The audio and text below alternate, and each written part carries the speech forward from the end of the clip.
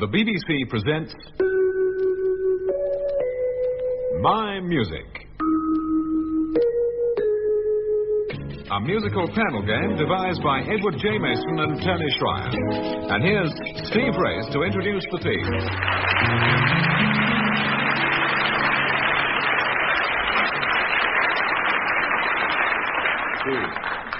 Yes, My Music is back, and the cast is unchanged. So are some of the jokes, no doubt. As before, David Franklin is partnering Frank Muir, Ian Wallace is partnering Denis Norden.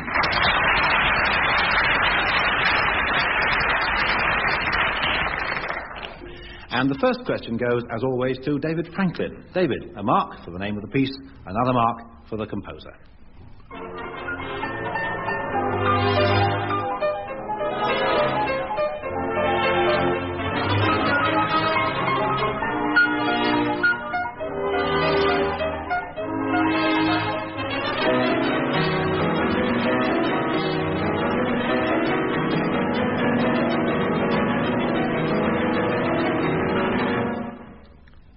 David. I would say it's by Mr. Gershwin, and it is the Rhapsody in Blue. I can't fault it. You're Well, right I for should 2 marks. think not. And we move on to a question for Denis Norden. Again, the piece and the composer, please, Denis.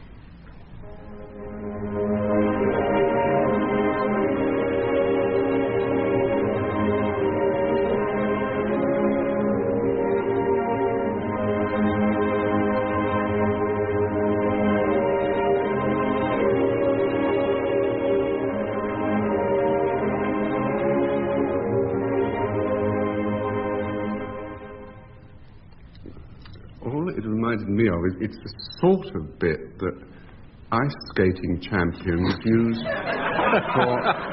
for the freestyle exhibitions. The slow bit in the middle, before it gets all busy right, again. before they get all whirling round. Dennis, for half marks, can I give you a sort of a clue and say that I've long thought of writing a piece called Englandia and seeing if it gets very popular?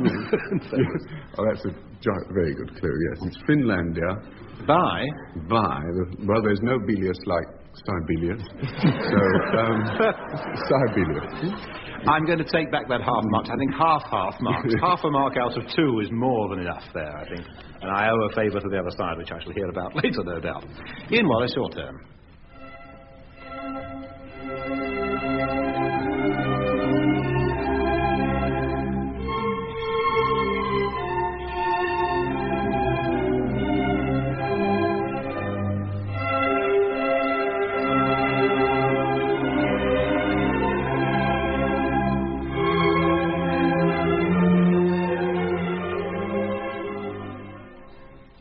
Mozart. Yes. Eine kleine Nachtmusik. Eine kleine Nachtmusik. Being a little bit of night music. Yes, yes. One small night. Yes, that's right. Second movement, to be precise, but I didn't ask you that. 1 + 1 equals 2 marks. Thank you, Ian. And some music for Frank Muir to identify.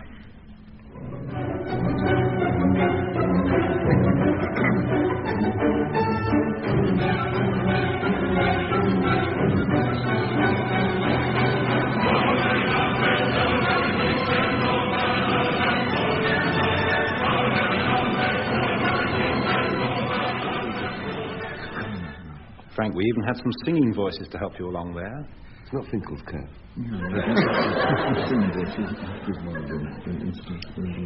I've only seen 3 operas, and one of them was Prince Igor. I don't remember them dancing to this. Well, put a half a crown on there. Right, Prince Igor. Danced by... No, I know Sibelius. No, not... We're getting a trifle confused. You're wrong on just about every conceivable count. No, these are trolls who were singing then. Oh, you were right, and I persuaded him. I said it's Peer Gynt, Yes. or Yes. it's Finkel's cat. No, Peer Gynt. From Peer Gynt. My wonderful friend here, with a lifetime in opera, said, may I? Great, isn't it? There must be a time limit to what we can give to each question. It's written by the very prolific composer and grocer, Grieg. Well, since it really was a second choice, 1 out of 2. Fair enough. You got the answer. It's actually in the Hall of the Mountain King from one of the Peer Gynt suites. Didn't ask where it was.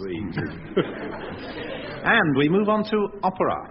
For 2 marks, David Franklin, in which opera would you find Catfish Row, and where is it? Oh, you find it in Porgy and Bess by George Gershwin, Yes. and it... First performance was in Boston.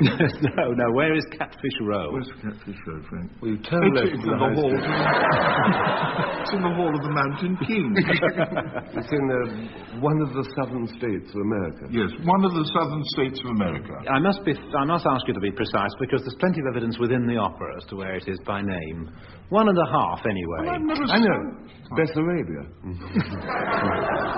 Porgy and Bessarabia, thank you. 1.5 out of 2, it's on the waterfront at Charleston in South Carolina. That's where the Charleston comes from, of course. Yeah, that's right, South Carolina. Denis Norden, in which opera does the leading man cry when the leading lady tries to kiss him, "Never, daughter of Sodom, never"? It's one of the first of the protest songs. Ian, I must have a conference with my client. I'm afraid your client is going to be absolutely no use to you here at all. My type of singer never plays the sort of part that kisses the soprano anyway. Oh, that's the most terrible thing I ever heard. Well, it's true. It's true. You're skulking behind the pillar. Honestly, bassist and bass baritones, we never get the girl. Where have you seen We're a drunken monk or something. The nearest we ever get to kissing the soprano is giving her a chaste kiss on the brow in Act 3 to console her for something the tenor did to her at the end of Act 2.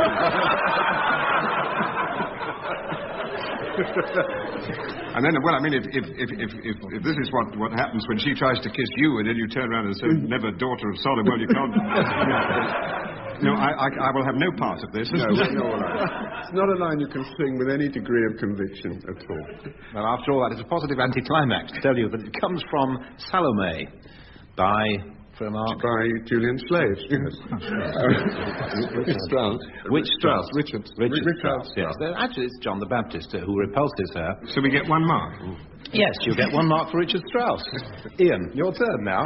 When rehearsals began for the first performance of a certain Verdi opera, the leading tenor found a blank page in his part. A complete aria was missing. A complete aria, well, presumably because the composer wanted to find out who was going to sing the part before he wrote the opera.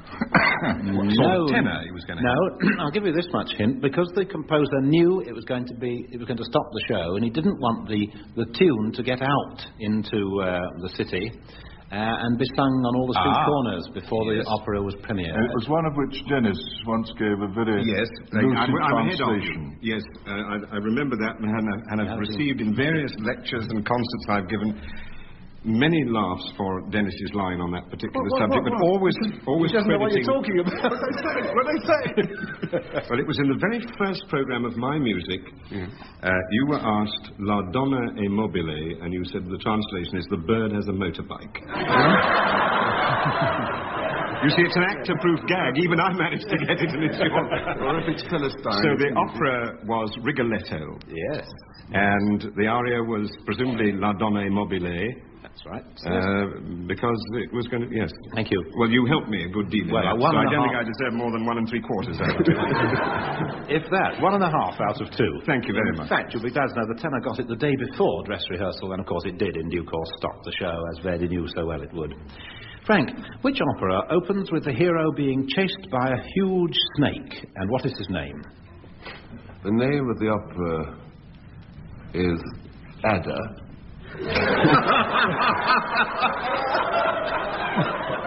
Sometimes mispronounced Aida. And what was his name? The name of the snake was Sid. Yes. If I read this writing correctly, Magic Flute. Well, now, one of those answers is correct. Then quite obviously it's Ada. No, magic flute, Mark. Who's the hero, please, who's chased by a snake? Flute, isn't it? Tomlin. That'll do, thank you very much. Do you know his rank? Does your partner know his rank? Corporal. What, Prince? Prince, yes. It's Prince. I was on the tip of my tongue. There's your other mark for 2 marks. Very good. Oh, we're hot on our service. How hot are you, I wonder, on nursery rhymes, gentlemen? Oh, I love them. Good. I'm glad, David, because for 2 marks, what is this called?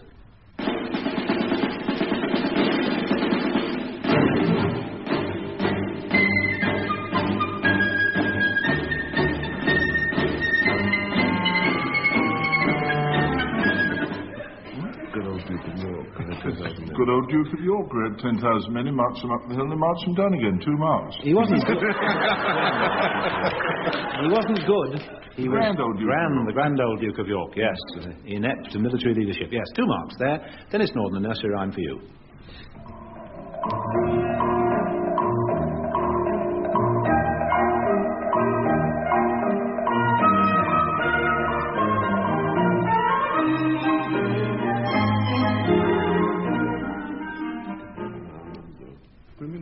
Behind them, little Bo Peep.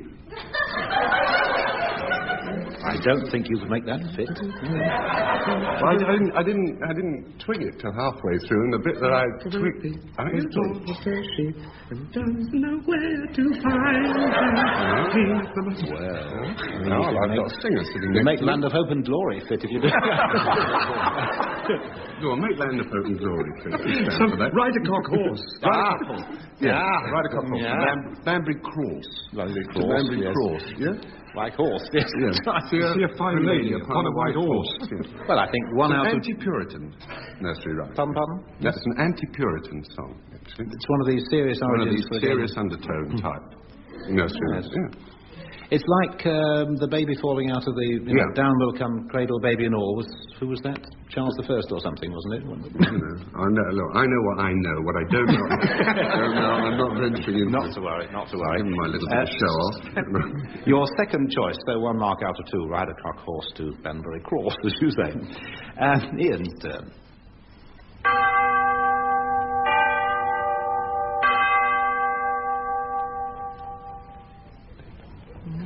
The audience will kindly keep Ding dong bell. Yes. Pussies in the well. Well, yes. I nearly didn't get that. What else did you think it could possibly be? I don't think it could be anything for a moment. Anyway, he's right for 2 marks, and the nursery rhyme for Frank Muir.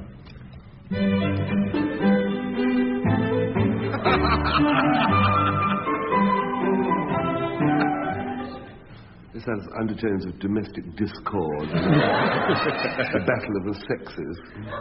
My wife's called Polly, and it's called Polly Put the Kettle On. That's right, for 2 marks. Choruses now. Choruses from opera. A mark for the name and another mark for the composer. David.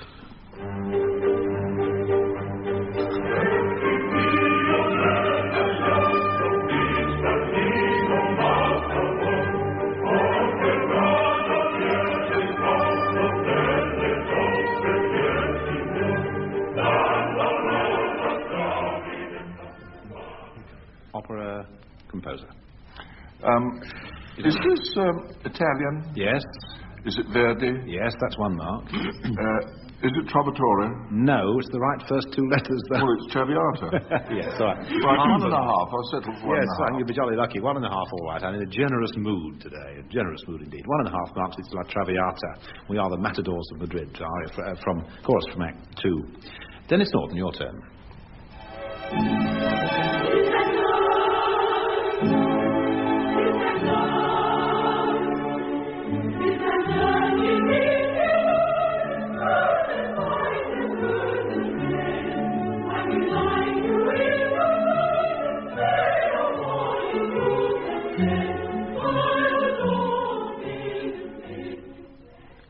I'm instructed that it's The Gondoliers by Gilbert and Sullivan, in case there's another Gondoliers.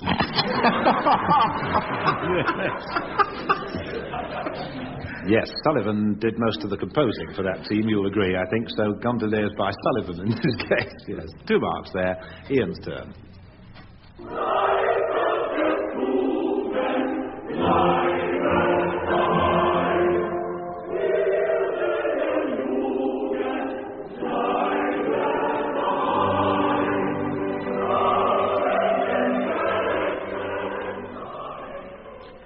Ian, are you in the dressing room when that's being sung?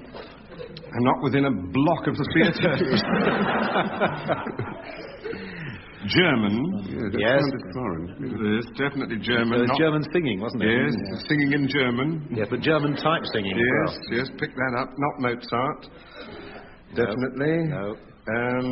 Come more up to date. Yes, might even be Wagner. Yes, 1 mark. Yes, there we are. I can help you too. It's not the Ring. It's not that type of heroic stuff that goes on there. So, No. it's women singing there. I suppose it might be the Meistersingers or Tannhäuser or one of those. Rienzi. Could be, yes. Flying Dutchman. Yes. Oliver. Doubt it. Certainly wasn't a Merry Widow. Any more takers? Does the audience know any more Wagnerian operas? The Bridal Chorus from Lohengrin by Wagner. That's 1 out of 2. Thank you. Frank Muir's turn.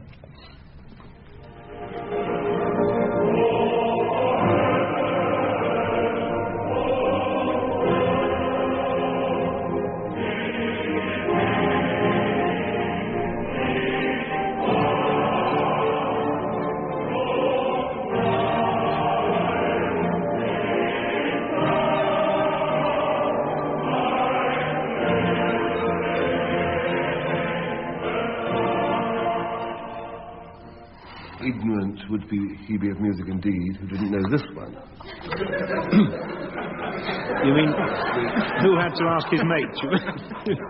I think most listeners will agree with me that it's the Tannhäuser chorus from Pilgrims. By Pilgrim.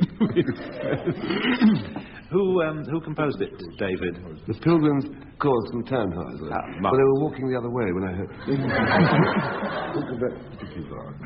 Wagner? Wagner. Yes, I can see no alternative to giving you 2 marks, Frank. Yes. Thank you. From the Pilgrim's Port Chorus from Tannhäuser. Very well named.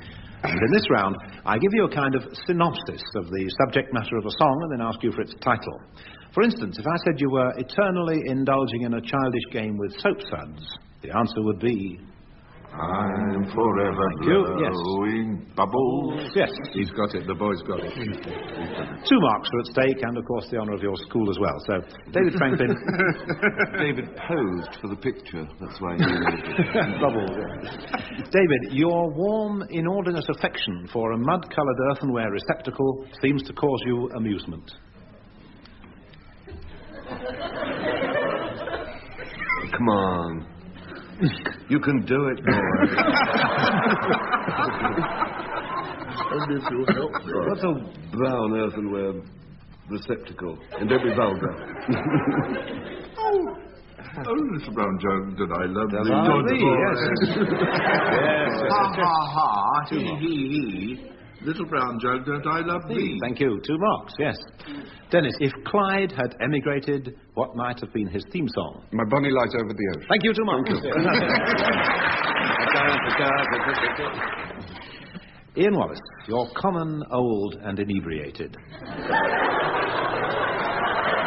Let me finish. But answer the question. But once a week, you own the place. I belong to Glasgow. Yes. I'm only a common old working chap. Yes. But on a Saturday... Glasgow belongs to me. You own the place. Yes, 2 marks. Thank you. Frank, this is a weird one if you like. If you had a large pocket and Gertrude Lawrence was falling from a plane, this song might be appropriate. Certainly it would provide amusement for a wet weekend.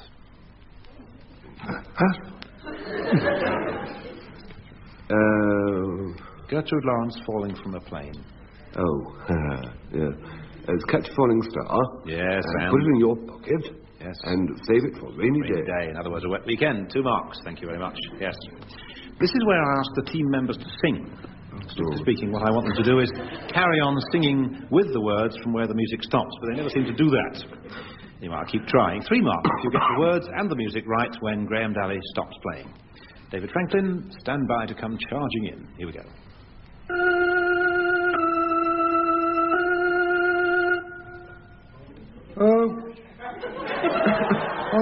Ta-ra-ra-boom-die,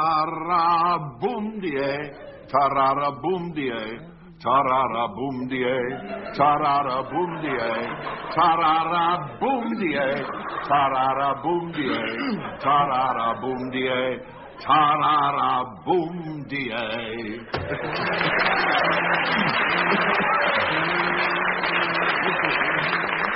I take it you can't remember the words. Stephen, those are the words. Steve, was Ian right? Ian said it could have been some of these days. Well, now, very interesting you should say that, because it was Tarara Boom Die as we anticipated it, and you get your 3 marks. But I dotted down a few things that could also start on those 3 notes, depending on which note of the scale you call them. Invitation to the Dance, I put down, Gatsaladra, Some of These Days, Liszt's Second Hungarian Rhapsody, and The Waltz from the Sleeping Beauty. And about 1,000 other tunes as well that could start on those notes, depending on key. Nice point, but still only 3. I take it you only wanted one of those. Yes. Better than that, I wanted the one I got from you, David. Thank you very much. Denis Norden's turn.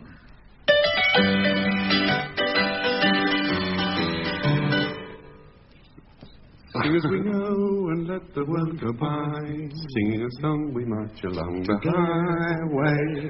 Say goodbye to sorrow. There's always tomorrow to think of today.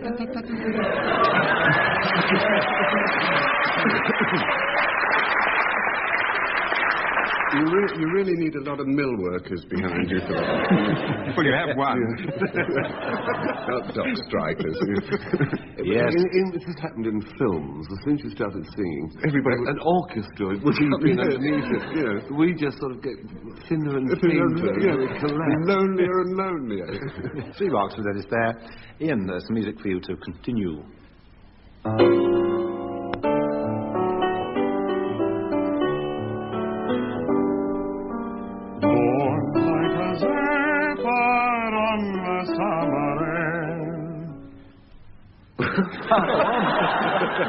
I dream See her tripping where the bright streams play. Words, please, words. killed your boom-die. Also, I remember the version by Spike Jones, which was I Dream of Brownie in the Light Blue Jeans. Yes. Well, we thought we were going to get some nice singing from you. The voice would pour.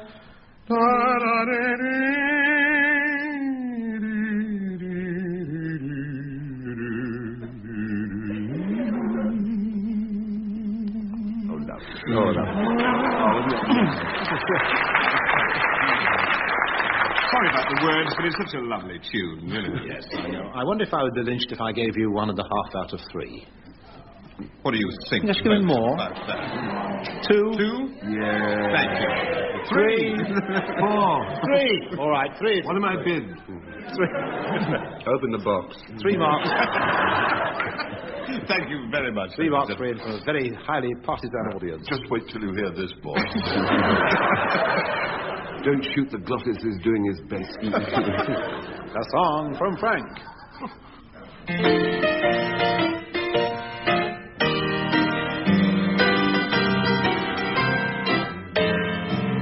And I was taken by surprise by a pair of roguish eyes. Walking in the park one day. Ooh, in a moment my poor heart was stole away. In a moment my poor heart was stole away. Well, perhaps it's better your way. Walking in the park one day. Do you know any more? To our booty inn. With Jeannie and her hair. We two were standing there. Windy. How many marks? 3?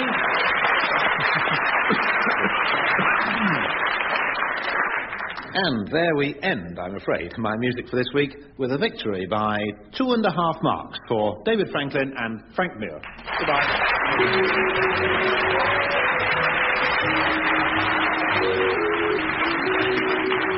Taking part in My Music were David Franklin, Frank Muir, Denis Norden and Ian Wallace. Graham Dalley was at the keyboard and the chairman was Steve Ray.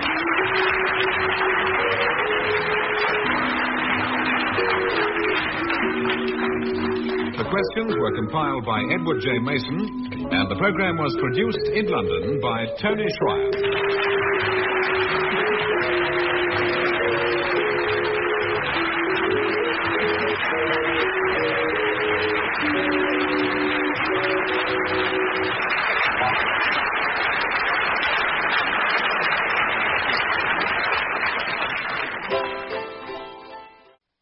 The BBC presents My Music, a musical panel game devised by Edward J. Mason and Tony Schreier. And here's Steve Race to introduce the team.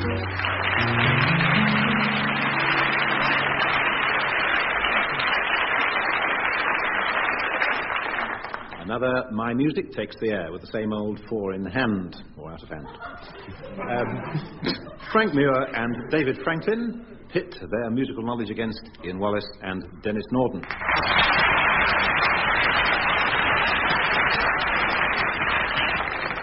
OK, gentlemen, first round. Familiar, gay waltz tunes. A mark in each case for what it comes from, and another mark for the composer. First, as always, David Franklin.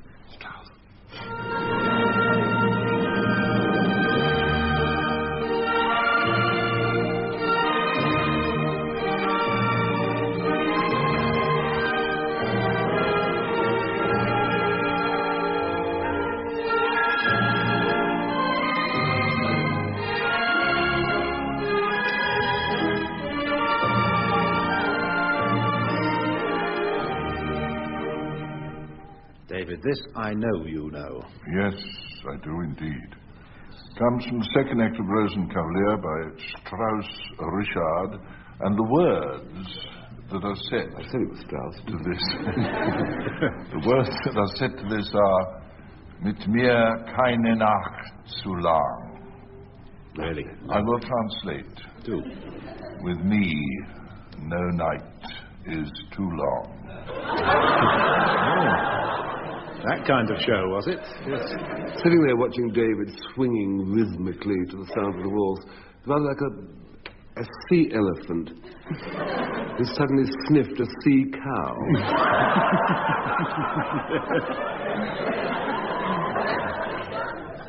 Well, one mark for saying it came from De Rosenkavalier, one mark for saying Richard Strauss, total 2. Denis Norden.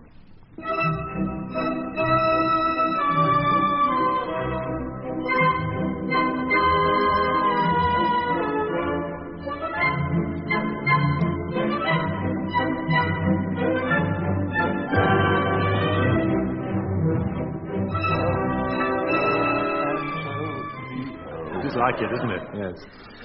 Well, I work on the principle, if it isn't the Skater's Waltz, then it's Strauss again. And it isn't the Skater's Waltz. And the words to this, the ones I always say anyway, are 1, 2, 3, 1. Would you like a number? Strauss the Waltz King. Well, a number between 1 and 3 is what I was after. Yeah, that's it. Yeah. 2. Yeah. Title of the piece? Oh, I don't know.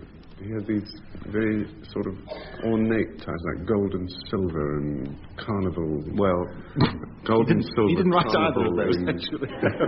in Viennese Venice. Can I put you out of my misery, please?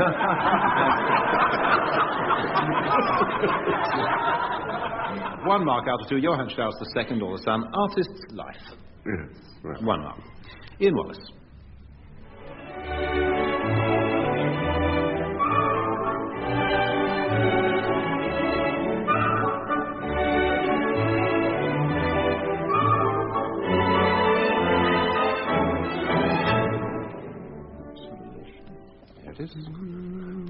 Last week, my opening gambit was Tchaikovsky, and I will repeat it this week.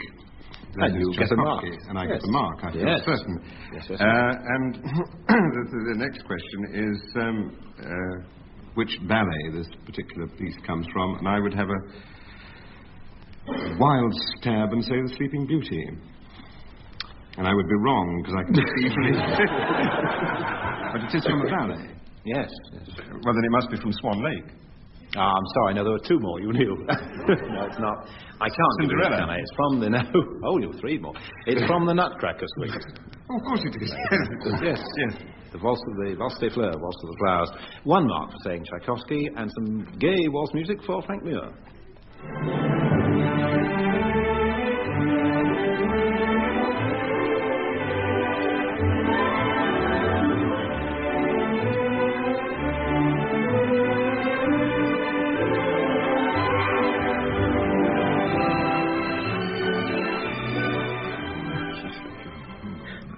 He must be writing it down in German, it's taking so long. Die lustige Witwe. Yeah, I thought he might do that to me. Yes. It's a Merry Window Waltz from by Franz Leyer. Yes.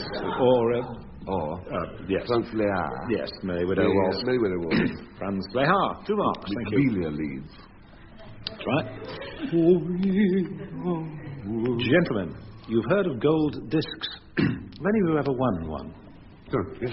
Anyway, a gold disc is awarded to records that have sold 1 million copies, give or take 500,000. Each of these questions is about a gold disc, golden disc if you prefer. David Franklin, what was the first 1 million selling disc? Who was the artist concerned? And can you hazard a guess at the year in which it was recorded? What was the number of it? The metric. It's rather in your field. How long was the aria? I didn't say it was an aria, but it is an aria. Right. Well, you said it was in my field. Yes. In your aria.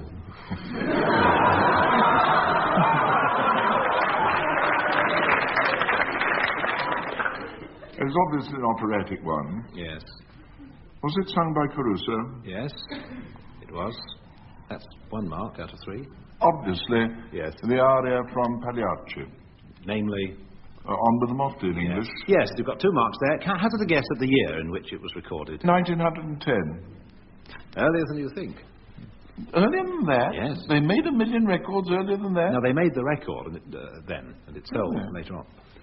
I'll give you the mark. 1903. Yes, well, it's pretty good to get as near as 1910. Caruso recorded Veste la Giuba with the Motley. 3 marks, never mind, 3 marks. Denis Norden. A gold disc was awarded in 1962 to a singer and to his accompanist for the recording of a work by Mendelssohn. Who were they and what was the record? Was this young boy? Yes. Yeah. You're on the right track. The record was called 40 Winks. Oh, 40 winks of a dove.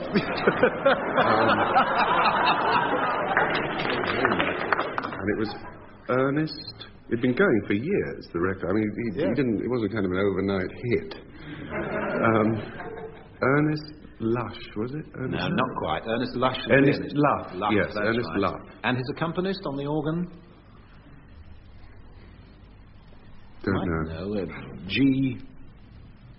Can't help you. G. Thorburn Ball. Oh, yes. Anyway, you've got the title O for the Wings of the Dove. Also, Hear My Prayer. They were sort of what we call a double A side these days. Recorded by Ernest Luff and G. Thorburn Ball in 1927, incidentally. And in 1962, the record company finally woke up to the fact that they'd sold 1 million copies or more and gave them gold disc. 2 out of 3, Dennis. Ian, which was the first 1 million seller for a female group, and when was the record made? I think it was probably the Beverly Sisters. No. Earlier. It would either be the Boswell sisters. No, I meant the Boswell sisters or the Andrews sisters. Yeah, Andrews I'll settle for. Andrews sisters. No. Yes. Now, which tune and when? It would be before the war. Could it be the theme song of a film called Shane? You crafty old thing. Yeah, well, I know what you mean. Yes. In other words, the title of the song being... By me and Miss Touche. Wasn't in Shane, in case anybody should want to write letters to us. Yes, that's 2 marks. And the date, you said before the war? I would say about 1930... I would say 3. just before, no. I would say later than that. I would say about 1937. Yes, 37 is right. There's your third mark. Good for you. Frank, which was the first song from a musical to win a golden disc? What was the name of the show? And can you name the duettists who made the record? Was it Louder, Jeanette? please. Was it Jeanette MacDonald? I think we got a bite here, Frank. Yeah. Was it Jeanette MacDonald and Nelson Eddy? Yes, for a mark. Who, Mum? Song and show. Oh, it'll be,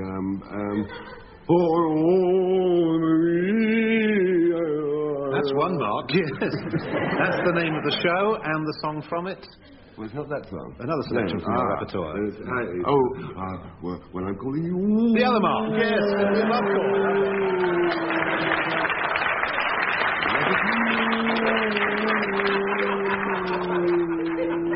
You sound like your Afghan hound, Frank. Sorry. Let's move on to nostalgia. Or as I would put it, nostalgia. Parts of famous old songs from which we ask you to name the song and the singer that you hear. David. By my esophagus he was ravished, enthusiastic to a degree. He said 'twas just enormous, my appendix vermiformis, but he never said he loved me. Well, may I just make the point that I feel no nostalgia for this at all? Neuralgia or something. Not my act. It's Binny Hale, and it's a song from a review. It's Binny Hale, and it's sung from a review. No, it's not Binny Hale, and the audience knows better than Well, I thought it was Jessie Matthews. No, audience knows better still. Do you? Well, tell me then, quietly. Tell him then. D.H. Lawrence. You've had it now. You've absolutely had it now. I'm not going to give you any marks for that at all. No. Gertrude Lawrence was the singer. You don't know the name of the song? Yes, it's the physician. Yes, that's 1 mark for your side anyway. The physician from Nymph Errant, Gertrude Lawrence. Denis Norden, for you, a very moving performance. I've got a pal, a regular nada. She's a dear, good old gal, and I'll tell you all about her. It's many years since first we met. Her hair was then as black as jet. It's white and but she does. I don't fret, not more. Oh. That bit was Frank Muir, the answer. It's my old Dutch. Yes. And it sounded like Peter Sellers impersonating Albert Chevalier. Yeah, well, it was. Yes, it's Peter Sellers from an LP. 2 marks. Ian Wallace, your turn.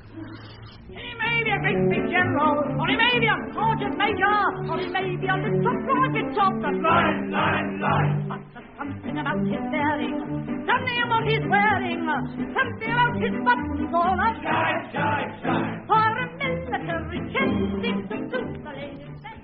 Well, I got a feeling that somewhere in the chorus there was a fellow called Jack Halbert backing them up. Yeah, quite possibly. And right thing to do when it's his missus singing the solo.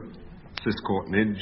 Yes. There's something about a soldier. And you should slap your thighs. There's something about a soldier, you should say. Yes, that's right.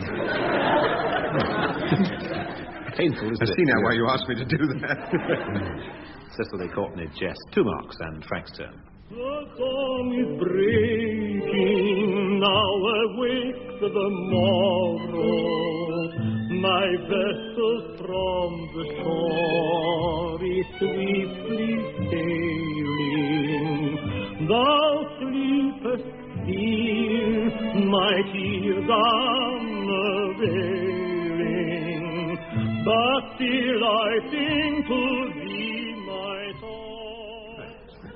It's either Mike Yarwood on a bad day doing Richard Tauber, or it's the street singer. The street singer or a street singer? Well, really, but it could be the. Bracket Arthur Tracy, end of bracket. Well, can't give you any. It was O Sole Mio, sung on that record by Richard Tauber. No. Yes. And at the moment, we have a tie. A tie between the 2 sides, equal marks.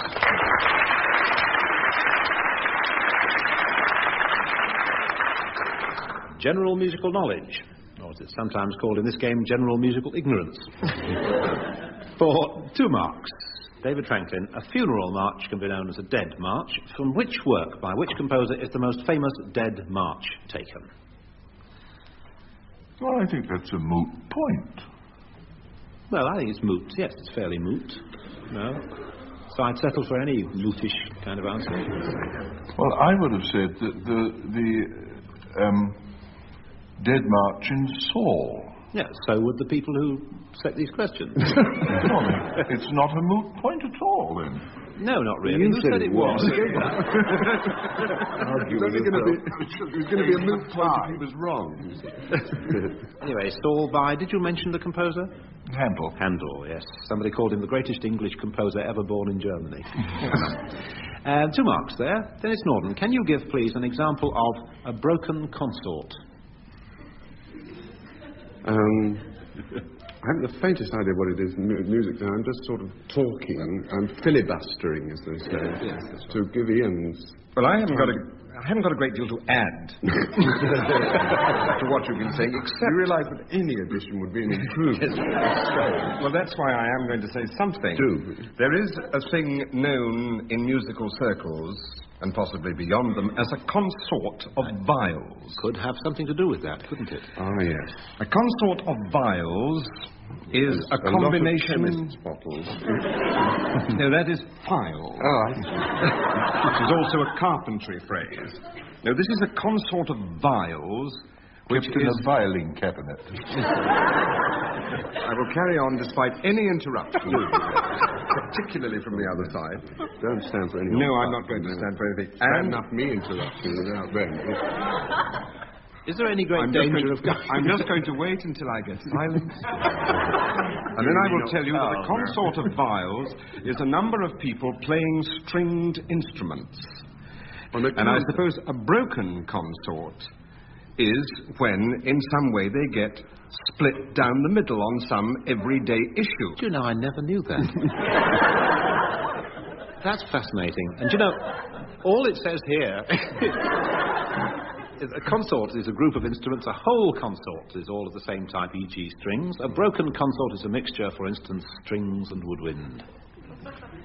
I think 1 out of 2 would be generous to a fault. Well, I certainly think any less would be a gross injustice. 1 out of 2 then. And you'll be delighted to know we're here now from Ian Wallace, because it's his turn. Just give him time for a throat pass from the Yes, I finished the glass of water. Description of somebody, Ian. He was a viola player turned composer. He spurred on Britain's workers during the war, stopped London's traffic, and his music brightens the desert island. Who was he? Eric Coates. Yes, because he wrote the Knightsbridge Suite. Yes, for instance. He also wrote the theme music for Music While You Work. Music While You Work, and one of his compositions called Sleepy Lagoon is used for the signature tune of Desert Island Discs. On the BBC every week. That's right, yes. Good. 2 marks, Eric Coates. Thank you. Frank. Frank, what is change ringing?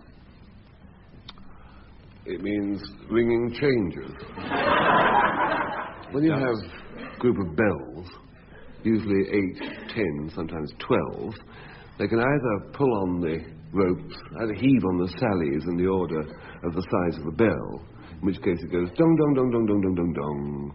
Or they can change ring. Change ringing is called by a man called the caller, who's a sort of shop steward of bell ringers. And you can actually call them and change the order. The caller can call them and change the order. You usually ring when called after the bell that rang after you previously.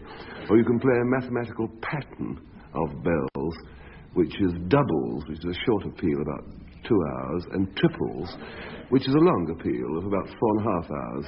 And the best known of these peals are the Stedman doubles and the Grandsire doubles and Grandsire triples. Does that answer your question?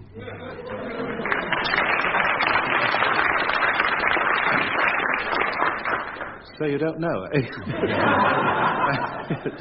Change ringing, it says here, British practice of ringing church bells by teams. And it adds the interesting information, I think, with 12 bells, as at St Paul's, nearly 480 million changes could be rung.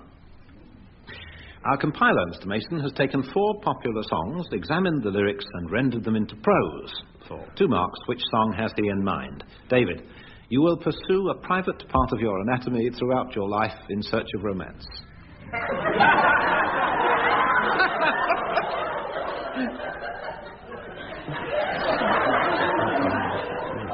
To Banbury Cross, no, we've done that. I'll follow my secret heart. That's right, hence the private part of your anatomy. I thought you might say it was I'm walking backwards for Christmas. 2 marks, I'll follow my secret heart my whole life through and so on. Denis, looking in the mirror, you rather fancy yourself as being attractive, amusing and well-informed. What is it you feel? I'm lovely to look at, delightful to know. No, oh, no, you're lovely no. to look at. I feel pretty. Yeah, that's better. As a pretty, I feel pretty and witty and light. And I pity any girl who isn't me tonight. Yes, I feel pretty. And you talk about that for a transplant. 2 marks there. Ian, the fellow has established himself among your capillaries and you propose a saponaceous preparation for his removal. In other words... I'm going to wash that man right out of my hair. Yes. Yes, your capillaries. 2 marks. Frank, from the title of this song, it would appear that the county in which you live has been sprayed with hair restorer. That was very amusing. Because you don't know and I do. I live in Surrey. Got it? Got it? Got it? Now, what's the tune? Surrey with a fringe on top. Yes. Or who's Surrey now? Yeah. 2 marks. A round now in which the teams are required to give a rendition of a well-known song. Marks for the way they carry on the words and the music. Tunes will be played by our old friend Graham Dalley. So continue, men, where he leaves off. David. Isn't it a lovely one? I just at this time.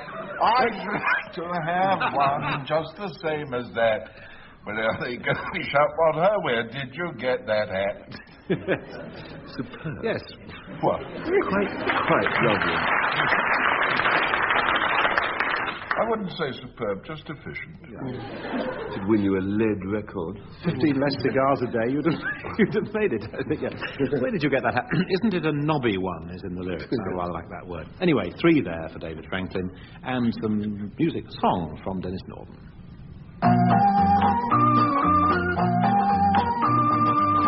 Cries the whole day long.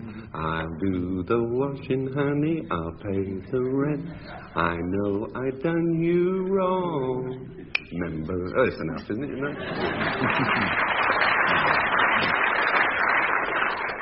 3 for effort. Neatness. Yeah, 3 for neatness. Yeah. Ian's turn.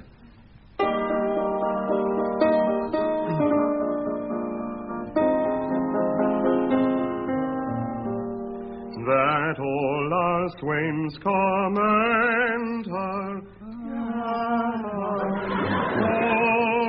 holy, fair, and wise is she. The heaven such grace did lend her, Ya-da-da. that she might admired be. That she might admired be. Yeah.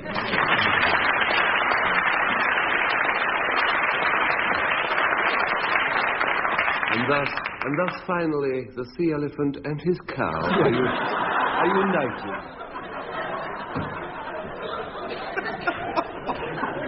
We will wait and hear your effort, Mr. Miller. 3 marks to Ian, and we shall hear Frank's effort right now.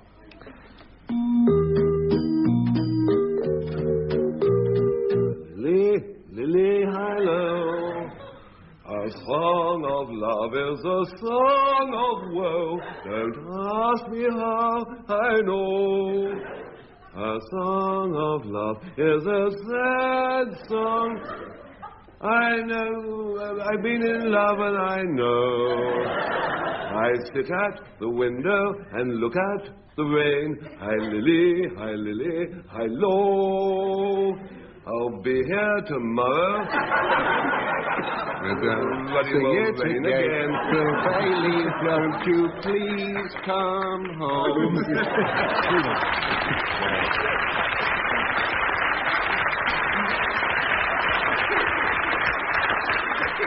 And I'm afraid that is our lot. A victory this week by 1 mark for David Franklin and Frank Muir. Goodbye.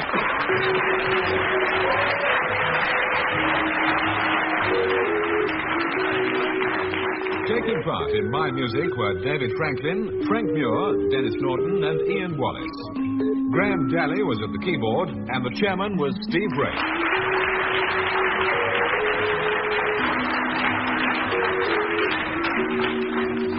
The questions were compiled by Edward J. Mason and the programme was produced in London by Tony Schreier.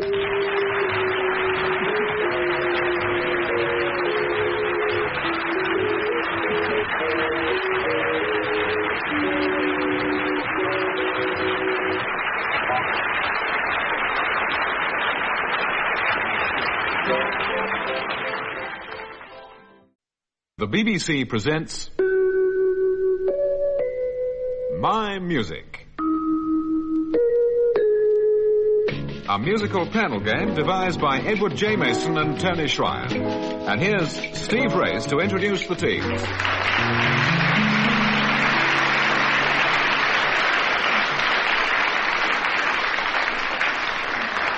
Hello.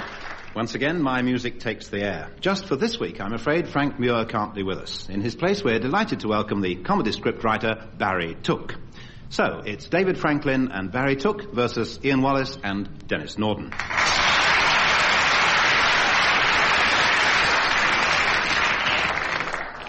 First round, gentlemen. 2 marks for correctly answering what and by whom. Mark each. And first question, as always, to David Franklin.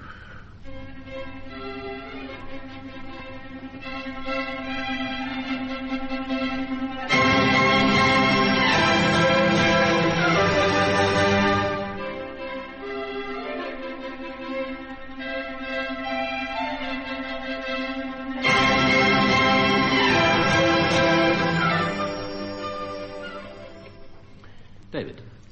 During the early part of my singing career, I spent some time as a eunuch in a harem. Yes. And this music I heard night after night in Mozart's opera, Die Entführung aus dem Serail, which is wrongly titled in Italian, Il Seraglio. Yes, the harem, or Escape from the Harem. A mark for the title. Did you give me the composer?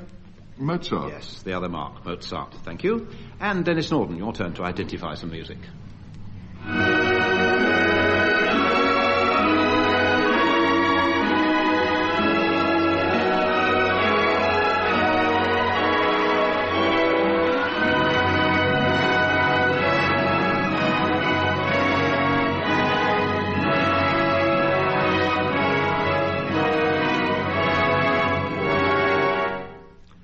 Stuff. It's beautiful. You don't really. During the early part of my musical career, I spent some of the time at the Cricklewood Palais.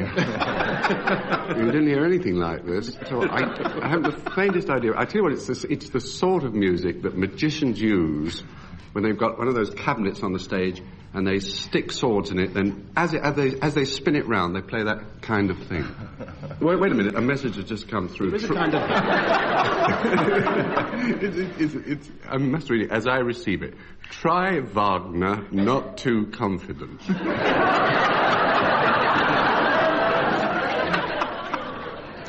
Well, misplaced confidence, not Wagner at all. Later, considerably later. Shall I give him a hint? Yeah. Ladies and gentlemen, help. Yeah. Well, if you went in a pub called the Phoenix, you might hear this music. An Irish pub? No. Wrong kind of... Firebird. Stravinsky. Well, half a mark out of 2, I think, don't you, since I gave it to you? Yes. The Firebird, the theme from the Firebird Suite by Stravinsky, half a mark there. Ian, you always do the work and then you get your turn. Identify this, please.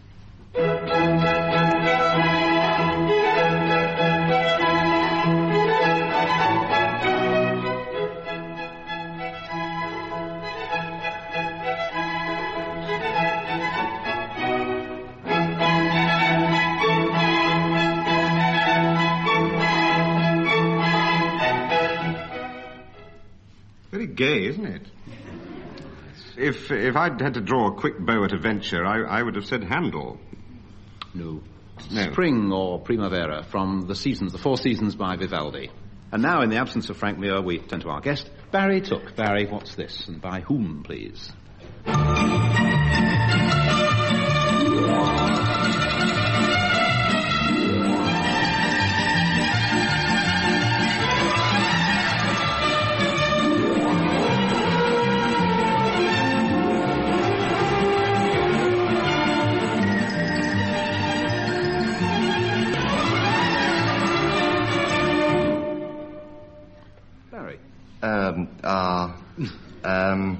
This is the act that followed Denis Norden's Magician. A tumbling act called the Seven Rossinis. And they came on and played to this music, and they balanced in the air. And they were a beautiful act, and they used to wear red and white. And seesaws. A beautiful thing. I've just been passed a message which says, "Get well soon, Frank."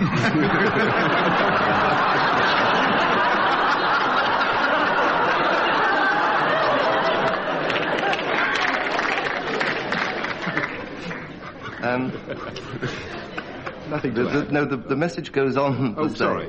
The message does go on to say, Liszt's Hungarian dance. Well, the first part of the message was better than the second part, I have to tell you. It's not anything to do with Liszt or Hungarian. Well, it's Hungarian, perhaps, yes. If I... Monty Shardash? Say that again. Was that Monty Shardash? Yes, Barry. Well, no. Whatever made you say that? Have you got a prompting machine? No, it just suddenly, when you said Hungarian, it suddenly, the whole ludicrous thing, all the pieces fell into place, fellows. Let us waste no more time in giving you 2 marks out of 2. Thank you. Welcome to the show.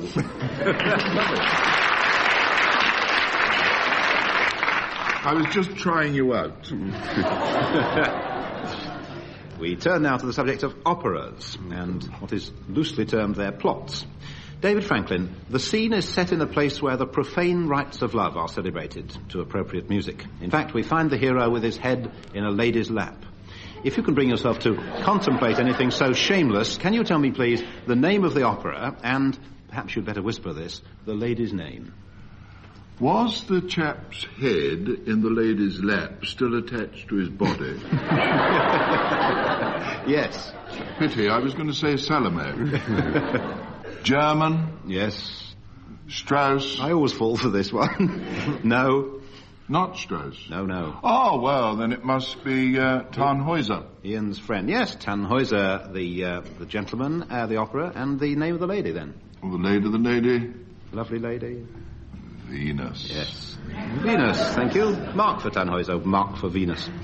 Denis Norden, this opera is by an Italian composer. It starts with Henry Ashton talking to Norman, upset because his sister won't marry Arthur Bucklaw.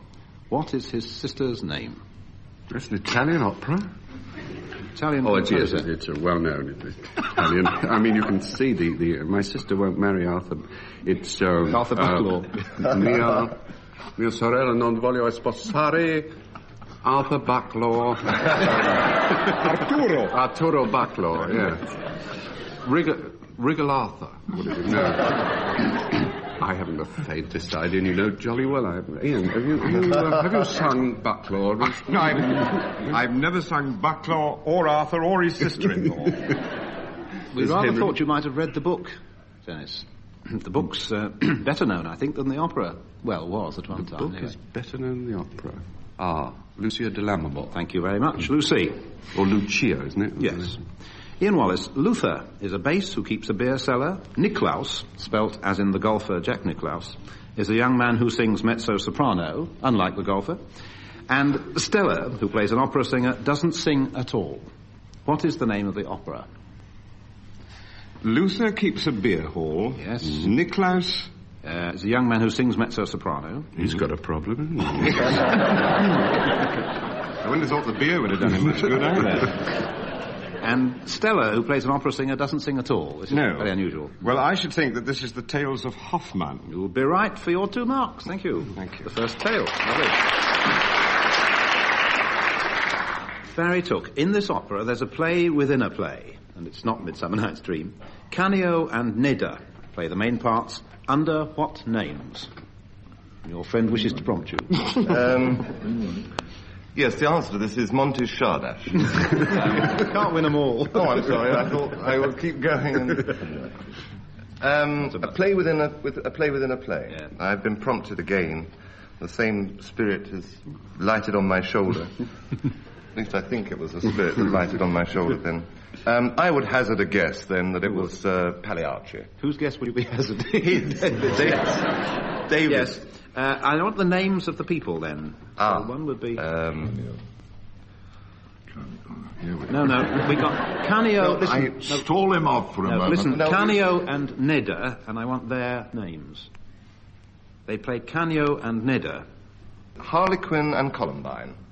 Yes, well, Columbina, and Pagliaccio, the other one. Oh, I see. His name. I mean, I'm totally ignorant of it. Well, you'll be all right now. We now go back to the nursery. You're going to hear an extract from a well-known nursery rhyme. Can you give, please, the title from the bit you hear for 2 marks, David? Nobody asked you, sir, she said. Sir, she said. Sir, she said. Nobody asked you, sir, she said. This is a nursery rhyme? So I'm reliably sexier since I was a child. What's this new comprehensive education? First line would do.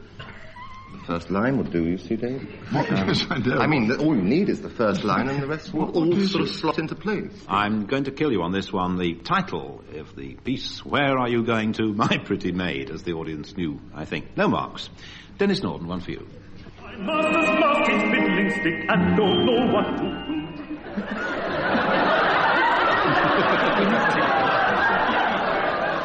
I don't think Italian... I'm not doing Italian nursery rhymes if the others are doing English. I didn't get a... What did he say? What did he say?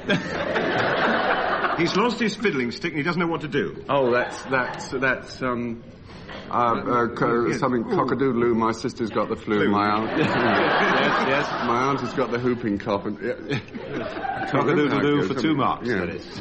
Well done. And a nursery rhyme for Ian. Chip-chop, chip-chop. You don't know. We used to play. You know. It's like when people say, you want to go down there and you can't miss it. First on the left. This is what you get kids on at children's parties when they get violent. It's that, where they hold hands and the oranges and lemons. Thank you for and 2 the marks. St. Clement. Yes. Oranges and lemons. Dennis is right. Barry, listen very closely to this one. There I met an old man who wouldn't say his prayers, so I took him by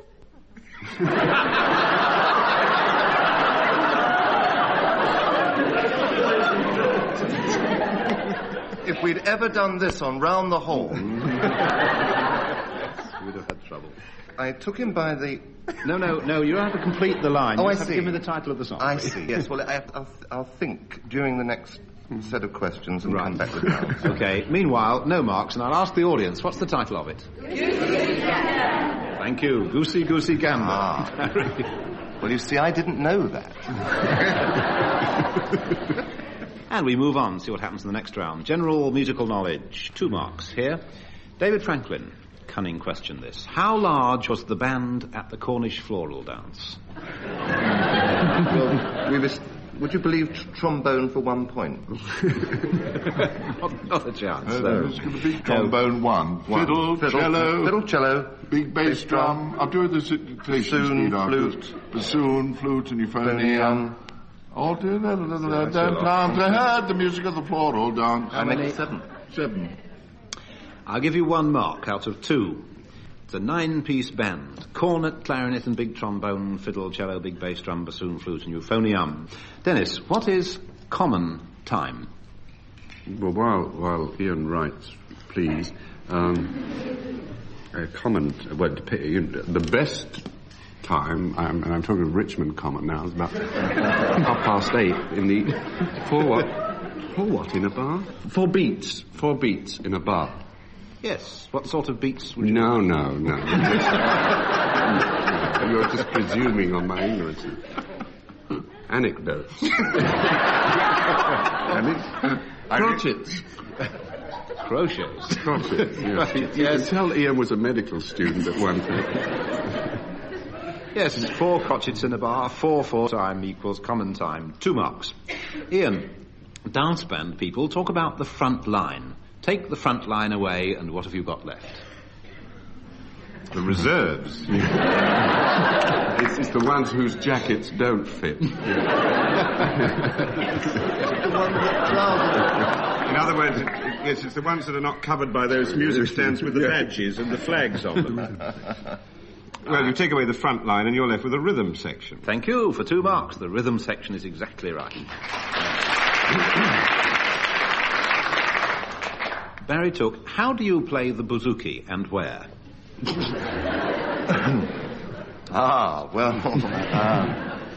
I would guess, and this is only a guess, that if I was a Greek, which I'm not, as it happened, I would play it by sort of strumming it because it would be a sort of a variation on a Greek stringed instrument. You've got 2 marks out of 2. Bouzouki played like a mandolin in Greece. 2 marks. In each of these tune titles, gentlemen, there's a man's name first. 2 marks if you can tell me what the name is. I don't think this round should detain us very long. David.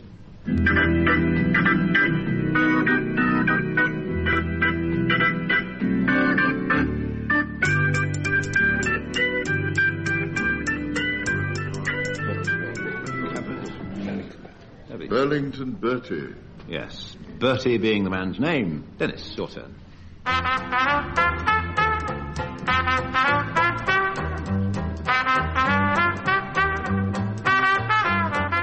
That's the celebrated head hanger down, Tom Dooley. Yes, so Tom is the name there. Christian name for Ian.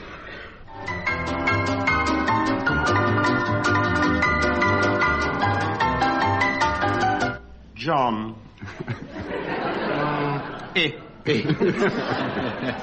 Oh, John, how you would love. Yes.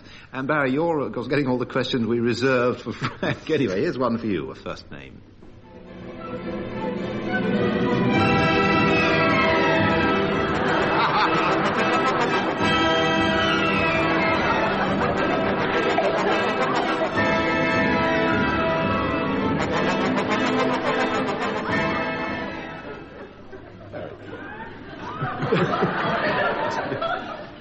Alf. or what's it all about? Exactly. Yes. Exactly what's it all about. I haven't the faintest idea. Give me a clue. I can't give you a clue, No. can I? Like an apple on the head or something. Oh, Bill. You mean William? William. William from William Tell. William Tell. Yeah, half a mark out of the 2. I'm sorry. Yeah, that's all right. Half a mark there. I said it wouldn't detain us long, and it didn't. In this round, Graham Dalley plays the start of a well-known song, and you pick up the words and music from where he leaves off, please. Not back to the beginning, from where he leaves off. The result is often an enriching musical experience. 3 marks for a good effort, and a song for and from David.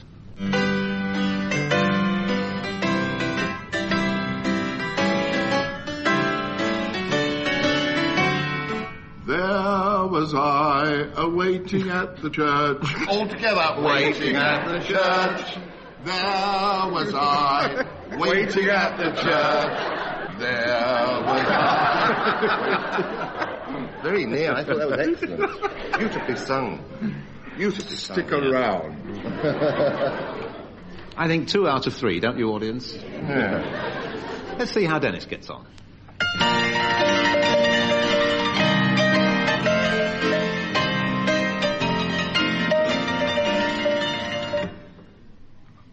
I'm not quite sure whether... Is it All by Yourself in the Moon? Yes.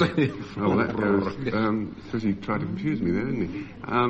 There ain't no sense sitting on the fence all by yourself in the moonlight. There ain't no thrill by a watermill. What thrill could there possibly be?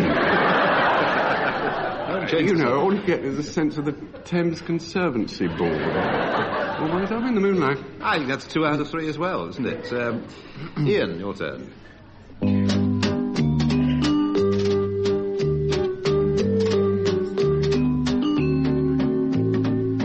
I'm full of beer on the loveliest night of the year. I'm so full of cheer on the loveliest night of the year. Don't ask me to steer on the loveliest night of the year.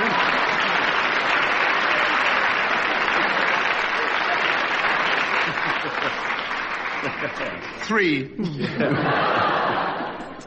Or 2, give or take 1. No, 2, I think there.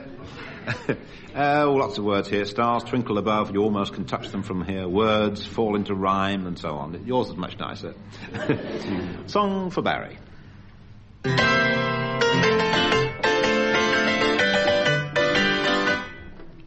So 10 more days I'll be out of the calaboose. Oh. In 11 more months and 10 more days, they're going to set me loose. In 11 more months and 10 more days, I'll be out of the calaboose. Well, you've got 2.5 out of 3 because you actually switched 2 of the lines. In 11 months and 10 more days, I'll be out of the calaboose comes first. 11 more months and 10 more days, they're going to turn me loose. And we move on. A round of questions which perhaps aren't quite as easy as they seem. For 2 marks. No, I think for 3 marks. Let's make it for 3 marks. David, when Wagner's Siegfried Idyll was given its very first performance, how large was the audience and where were they? They were in bed. Ask silly questions, you get silly answers. It's true. The audience consisted of 2. Yes. Wagner's wife, Mrs. Wagner, and his infant son, who was asleep at the time. I'm going to give you 3 marks out of 3, David, and tell you... So you should. No, and tell you, just for interest, that the audience consisted of 3, not 2, because just by chance, Nietzsche was a house guest that Christmas, and he was staying in the house at the time. Yes, but we didn't talk about him at the time. There was a lot of gossip at the time, but nothing came of it. Anyway, thus spoke David Franklin. He was right, he gets 3 marks there. Dennis, if the soft pedal halves a piano's volume, what does the loud pedal do? I've got an idea. I know what you want me to say. Yes. It dips the headlights.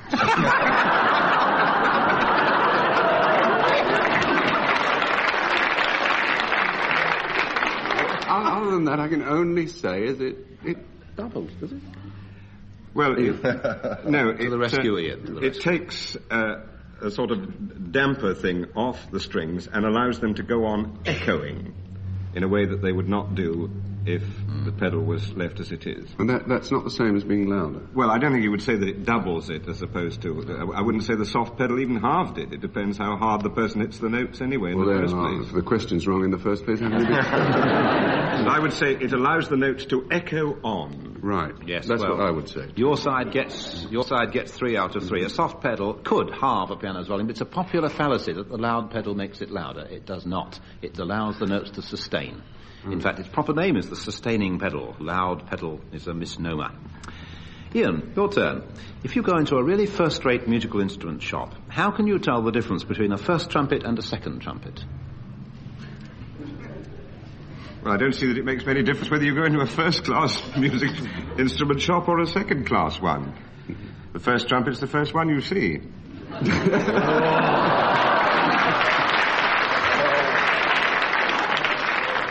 You crafty old thing. And the first trumpet is the one that plays the first trumpet part. as opposed to the chap who sits at the next desk and plays the second trumpet part, and sometimes there is even a third trumpet part, and in some orchestras, several trumpets play the first trumpet part and several play the second. I'm going to give you 1.5 for effort out of 3. In fact, you walked straight into this one, I'm afraid, Ian. There's no difference at all between the instruments, the first trumpet and the second trumpet, only in the parts they play. Well, I would say that was implied in the first part of my answer when I said it was the first one you saw. And what a fair-minded audience we have here tonight. And because of that implication, you get 1.5 out of 3. I shall be lodging a protest formally. Barry, when a brass band is on the march, do the piccolos go at the front or the back, and for what particular reason? Then what did she say to you? Well, actually, I was going to give the totally wrong answer to this, but David came to my rescue and mumbled things into my ear. Oh, he does like. But anyway, the thing is that the piccolo will be very hard to find in a brass band. Nay, impossible. Nay, impossible, because a brass band consists only of brass instruments, and the piccolo is a woodwind. Yes, it would belong in a military band, perhaps, but not in a brass band. 3 marks for Mr. Barry Took. I'm afraid that's the end of my music for this week. Our thanks to Barry Took for joining us. It's a victory by 3 marks for Ian Wallace and Denis Norden. Goodbye.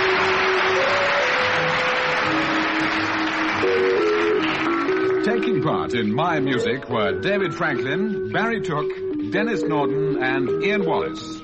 Graham Dalley was at the keyboard and the chairman was Steve Race.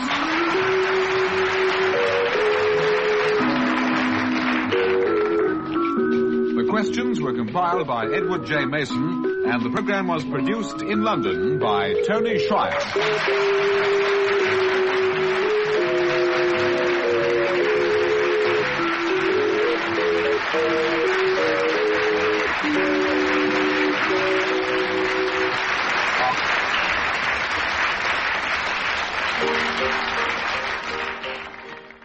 The BBC presents My Music, a musical panel game devised by Edward J. Mason and Tony Schreier. And here's Steve Race to introduce the teams.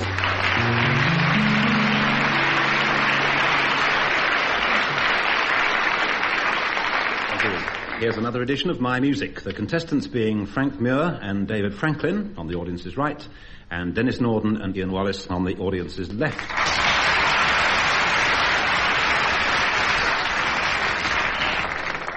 In the first round, we're going to hear some delightful music from the world of operetta. All you have to do, gentlemen, is name the show from which the music is taken and please the composer. Mark each for 2 marks. Then the first excerpt for David Franklin.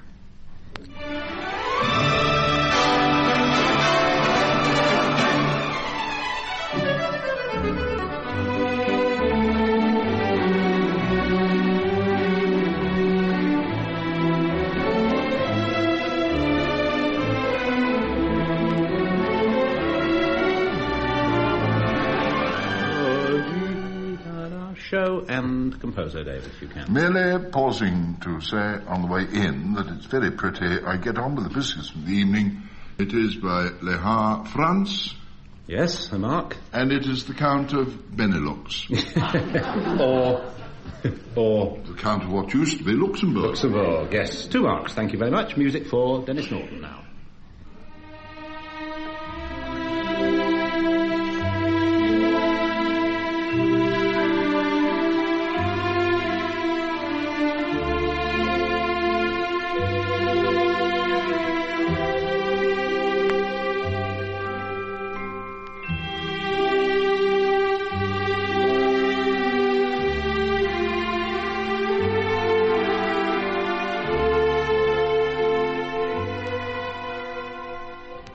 Leisurely version. Very leisurely, actually. My memory of this goes back to the Trocadero Elephant Castle and Jack Doyle, the singing Irish boxer, singing this to a Mexican film star called Movita, who used to travel around. It's called it comes from the Chocolate Soldier. It's called My Hero. Yes. And Ian thinks, and I'm inclined to support it, it's Oscar Strauss. Oscar Strauss, yes. The Chocolate Soldier, Oscar Strauss, 2 marks. Ian Wallace, your turn.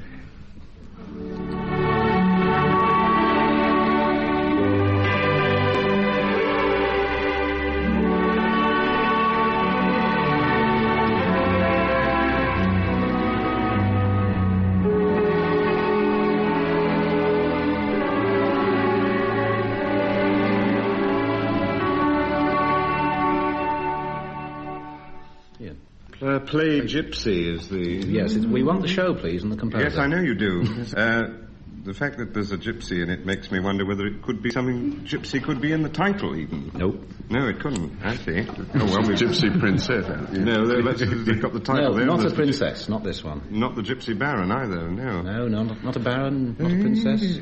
I don't think... It's not Balalaika, then. No. I have to tell you, no marks for this. Countess Maritza. I was trying to give you the rank of the person. I said not a baron, not a... Countess oh, I see, yes, Maritza, not a gypsy. Yes. Can you tell me the composer? Countess Maritza. Oh. No, I can't. Right. Took you a long time to decide. Well, I just had a bit of a rundown of various people it might have been and decided that none of them probably did, and I wouldn't waste any more time like I'm doing now. It was Emmerich Kalman. Oh, well, it was just as well I didn't waste your time. Frank Muir, some music for you.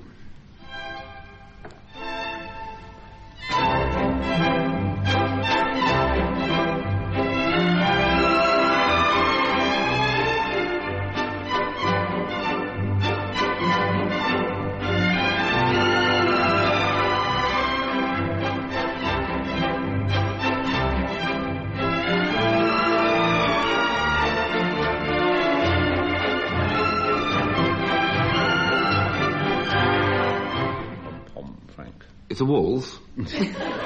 Viennese. Richard Strauss. Johann, when I say Richard... I mean Johann. Johann, and it's not the field mouse. No. And it's not the rose and cauliflower. No. Try what? Zigeuner Baron, Gypsy Baron.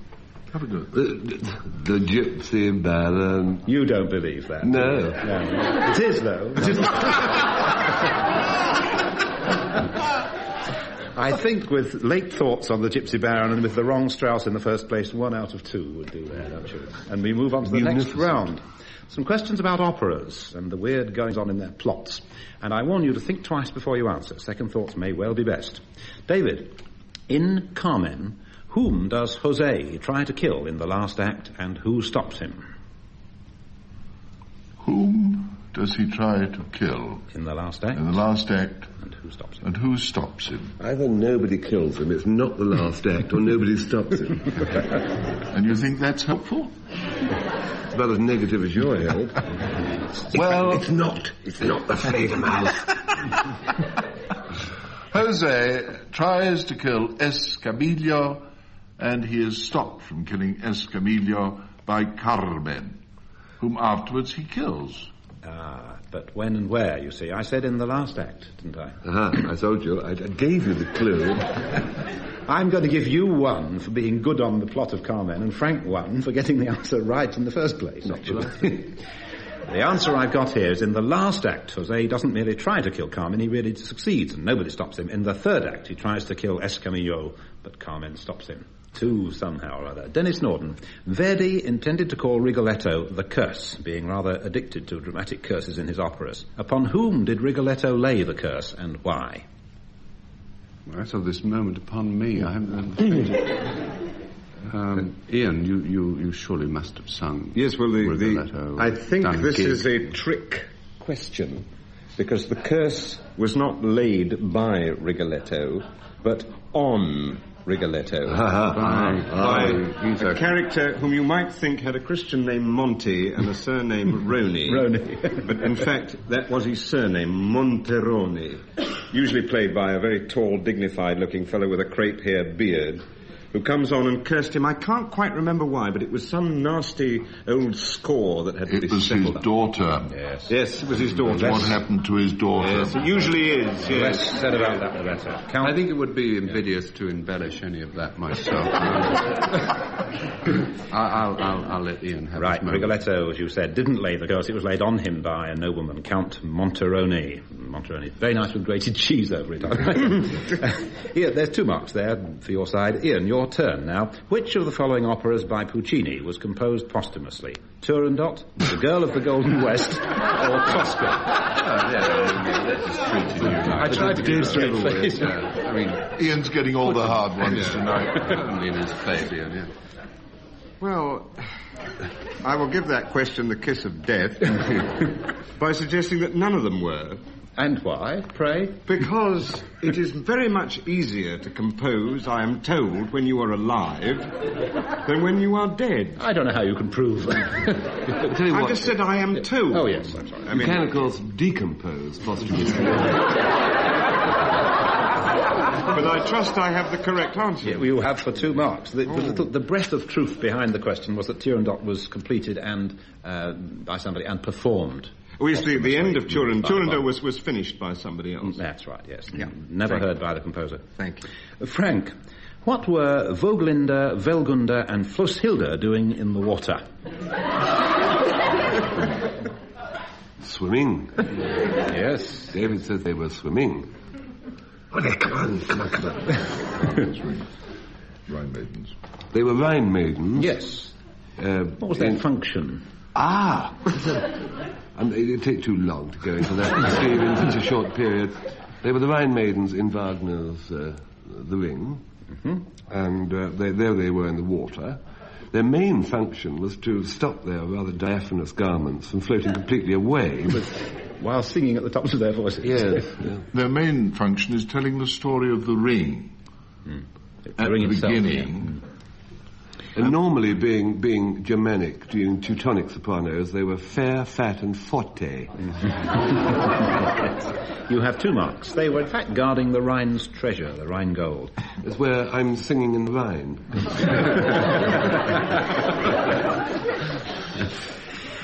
Next round. Instruments of the orchestra. All you have to do is to identify the instrument, and Frank always says it's the cor anglais. It's always the cor anglais. Yes. Only this time it's not. For 2 marks, and I do want, please, precise answers. David.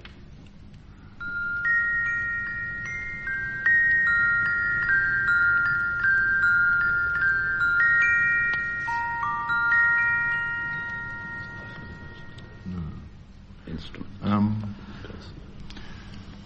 Can I have a go? Can I French back horn. Celeste to win with an each-way bet on Glockenspiel? I don't think you can. Put all your eggstroms in one basket and have a go. Yes, have a go a bundle.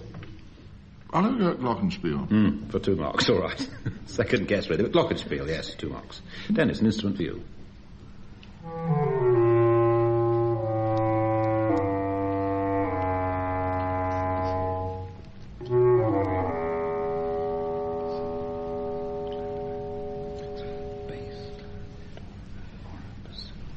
Yeah, we're in clarinet country. Yes. Somewhere. Yes. Precise answer, please. That's all right. Well, then We feel we may be wrong, but we've got to be but brave. everybody's there's nothing to be ashamed of in making a mistake. Can't go through life without the making... thing is to have taken part. Yes, that's it. The matter's not how... And we're going to say bass clarinet. 2 marks. Bass clarinet, yes, that's right. One or two listeners might have amused themselves trying to think what the piece was that the bass clarinet was playing. Yes, we know what the audience? piece was. Do we? Because it's the Sugar Plum Fairy. That's right, yes. Just the bass clarinet part. We might get an extra mark for that. No. I think not. No, that's what you get for It matters sports. only that you try. Yeah. You don't get marked. Ian, your own turn.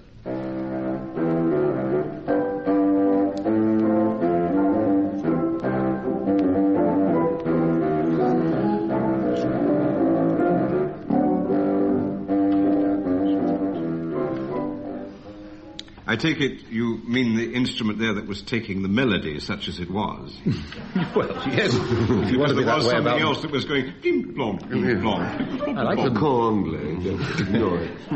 The melody, such as it was. If you want to be that way about Weber, do. Well, he's a very fashionable composer at the moment. I would say that was the bassoon. No, I want to be more precise than that, please. It was not the double bassoon.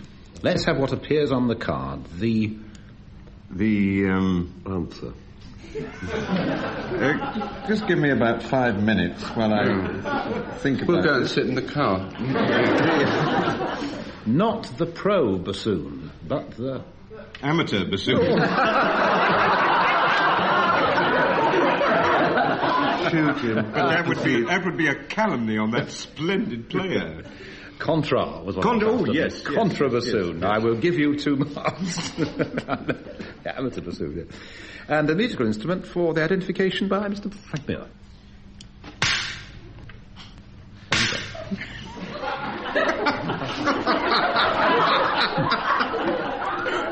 I know the piece. Is this the piece is this the instrument that appears in the Ravel piano concerto? Such as a piano. Only when the string breaks. Do you know, I think it... I don't honestly know, but I'm not sure. I think it might. I think you're confusing it with another one. Can I get a word in? He's got it's all a slapstick. Yes, 2 marks. And the next round, general musical knowledge. 3 marks here for a good, full, and of course correct answer. David, here's a quotation from a concert review. Quote, "The music swells and builds finally to a great crescendo, at which point the work ends." That comment is based on a familiar musical misconception. What is it? The music swells and builds finally to a great crescendo, at which point the work ends. It is based upon a popular... musical misconception. Musical misconception. Knowing nothing about music, I better know what the answer to this is. What is it? A crescendo is a build-up and you can't end on it. That's it. Once you've got the final chord, it must die away. No matter what. The point is that crescendo means loud, people think, and it doesn't. It means getting louder. So the music doesn't build to reach a crescendo. The build itself is the crescendo. As Frank said for you, on your behalf, and there's 3 marks. Good thinking, Frank. Crescendo means getting louder.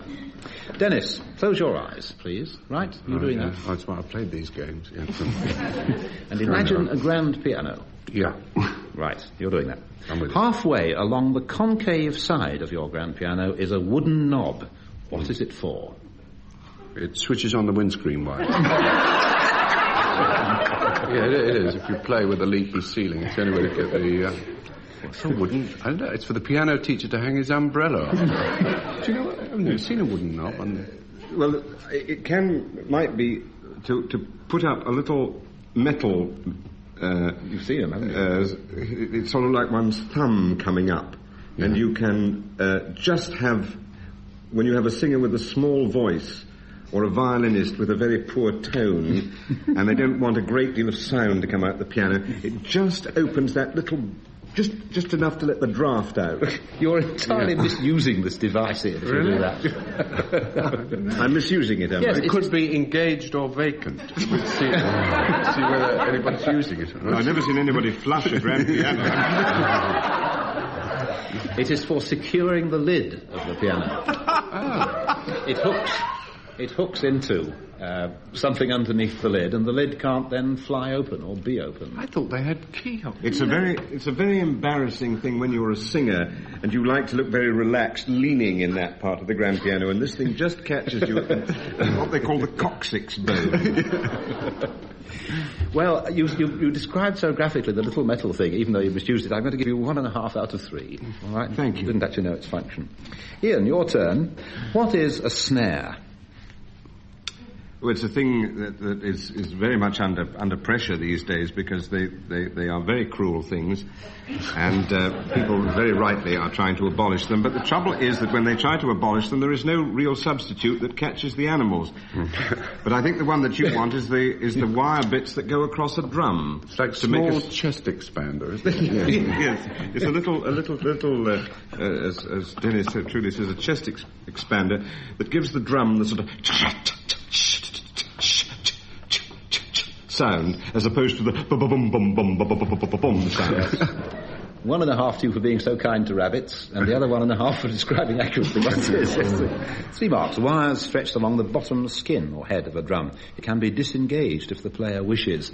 Quite often the player forgets to disengage, and this thing sets up a buzz which any other instrument in the band sets off. Many a time I play the piano to hear bzz, bzz, bzz going on from the drums in the background. Anyway, there we are. That is a snare on a drum. Frank, what is a thunder stick?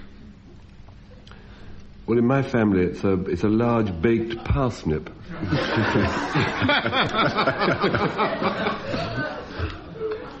Is it a musical instrument? Oh, yes. Musical? Yes. Well, it is in my family, but thunderstick. Isn't it the sort of Aboriginal word for a gun? Aboriginal is a good word. Him stick that makes like thunder. And the gods are angry, bang. You're getting better all the time, actually, yes. An instrument in use among the American Indians, the Australian Aborigines, natives of Central Africa, etc. How does it produce its sound? My esteemed and charming partner would like to know whether it's percussive. It isn't percussive. It is swung to produce a whirring noise, rising and falling in pitch with the speed of motion. And percussion instruments, by definition, have to be struck, don't they? Indeed. I think 2 marks out of 3 would be generous to a fault there. Done. Records that sold 1 million, but not the versions you're going to hear. Question, for 2 marks, who made the hit version and what's the song called? David.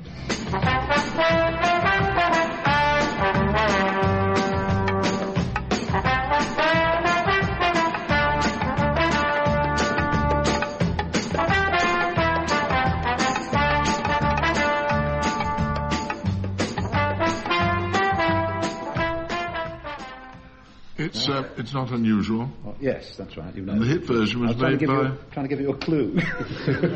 Yes, go on. Is that it? You've got it painted on your chest. No. It's the torso I was trying to show you. Go on. Sung by somebody called Dirty Beth. It's not the torso, but it's the hips that are the clue. Oh, well. It's sung by a Mr. Jones. Yes. Christian name? Tom. Tom Jones. It's not unusual. Mark for each. 2 marks. Dennis, your turn.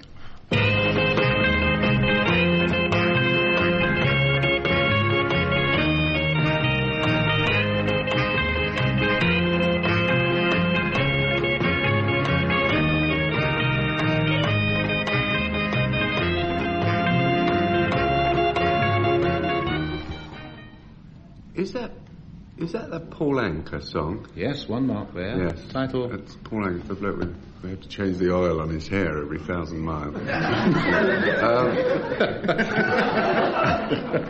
Diana, wasn't it? Yes, that's right, Diana. 2 marks there. 1 mark for Diana, 1 for Paul Anka. And Ian's turn.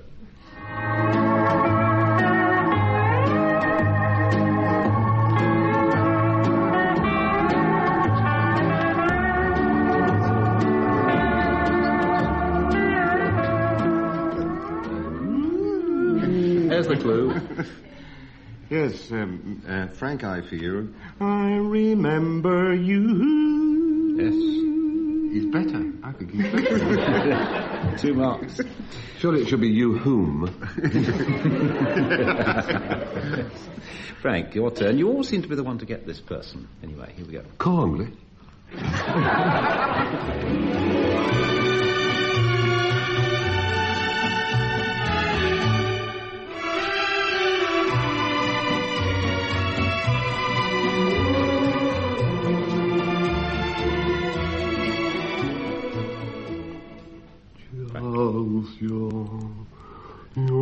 Oh, a magnificent violin. Yes, and the title of the song?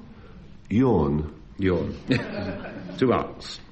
Graham Dalley, at one keyboard or another, plays the start of a well-known tune, and you gentlemen continue with words as well as music. 3 marks are at stake, and we start with David Franklin.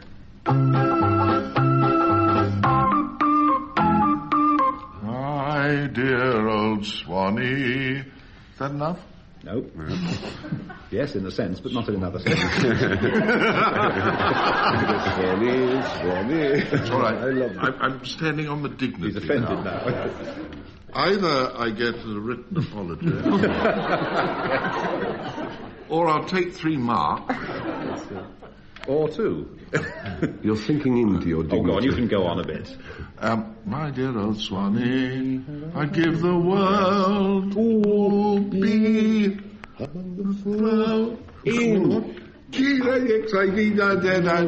enough. Oh, that's enough, thank you. Yes, all right, 3 marks. 3 marks from Swanee. Denis Norden, some singing.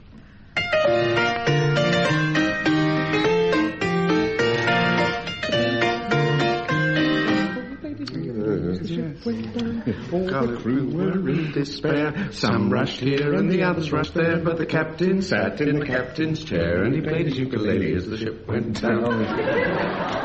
Yes. We may be doing that back. It's catchy. He played his ukulele as the ship went down. 3 marks for Denis, and a song from Ian.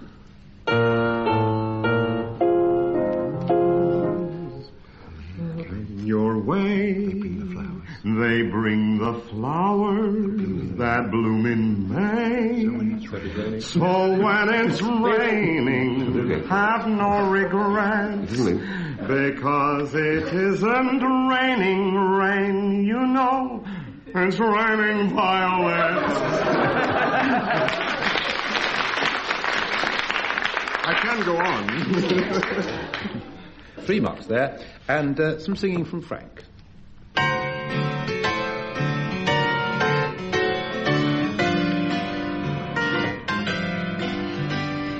I ain't had no loving since February 1941.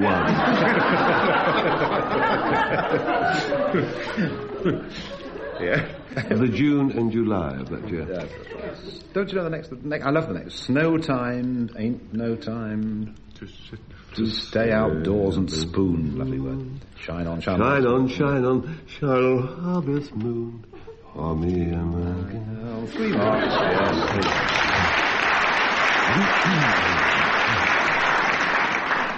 And that ends this edition of My Music, with a victory by 1.5 marks for David Franklin and Frank Muir. Goodbye.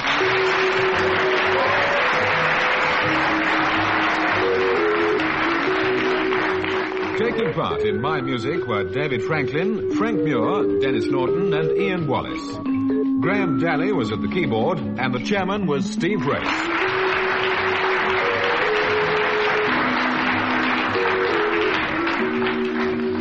The questions were compiled by Edward J. Mason, and the programme was produced in London by Tony Schreier.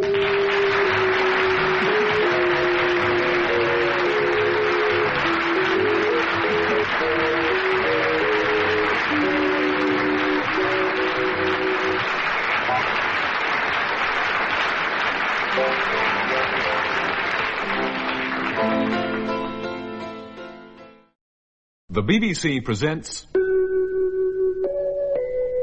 My Music, a musical panel game devised by Edward J. Mason and Tony Schreier. And here's Steve Race to introduce the teams.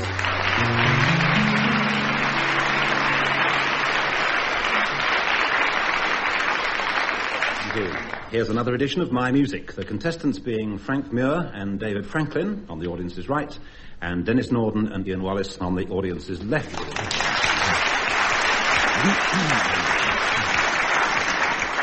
We begin with instrumental orchestral music of various types and periods. A mark for what, another mark for by whom. David Franklin.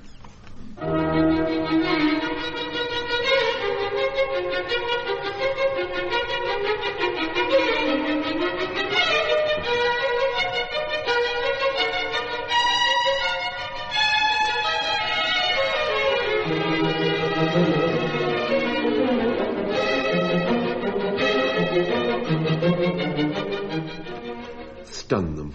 Stun them a bit. No, I won't stun them. I'll just give them the truth.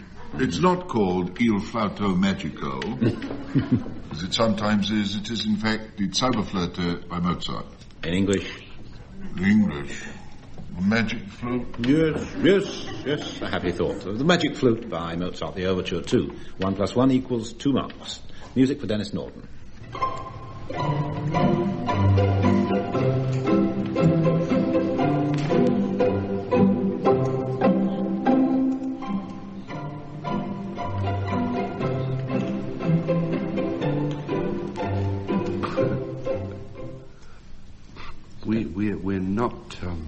that sure about it. We think it's either the hesitation waltz or the acceleration waltz, or some kind of Asian. No, it did hesitate. It did, didn't it? It did accelerate, but it's not a waltz. How were they playing? Did you notice? Pizzicato. Oh, pizzicato. It's polka. Pizzicato polka. Pizzicato polka. No, half a mark out of 1, I think, because I helped you by plucking the string. Try Strauss. When in doubt, try Strauss. Yeah, well, another half mark then. Total 1 out of 2. Johann Strauss II, Pizzicato polka. Ian Wallace's turn.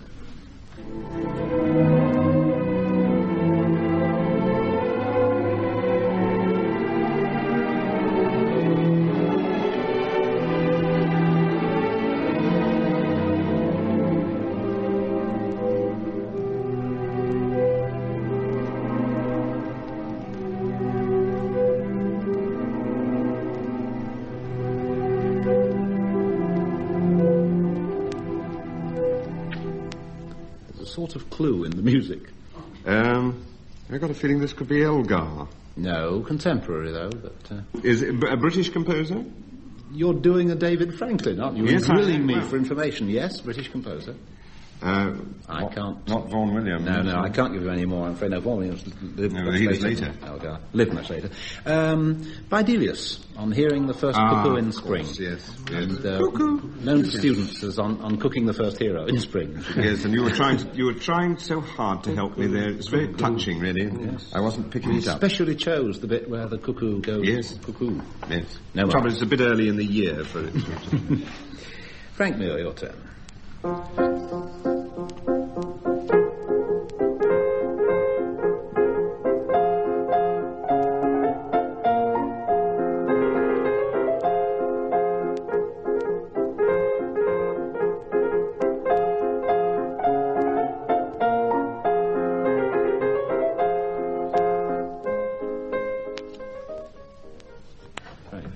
I never forget when I first heard that lovely melody. It's about 4 seconds ago. On advice, Schubert. Yes, Schubert, and the title of the piece? Well, we think it's a rather nice little musical moment. Yes. So, putting that into French, we'd say le moment musical. Yes, 1 moment musical. In fact, number 3 in F minor. 2 marks. I was going to say that, but I don't want to hog the thing. 2 marks are at stake here, and be a little bit careful about this round. David, in Symphony number 8 in B minor by Schubert, the critics are full of praise for the first 2 movements, but have very little to say about the third. Why is this? Because he didn't write it. Yes, it was in fact... The unfinished symphony. Yes, Schubert's unfinished symphony. There was no third movement, only the first. 2 marks. Dennis, what is a steel beater, and what is it used for? Well, if you're out shooting metal grouse, I don't know.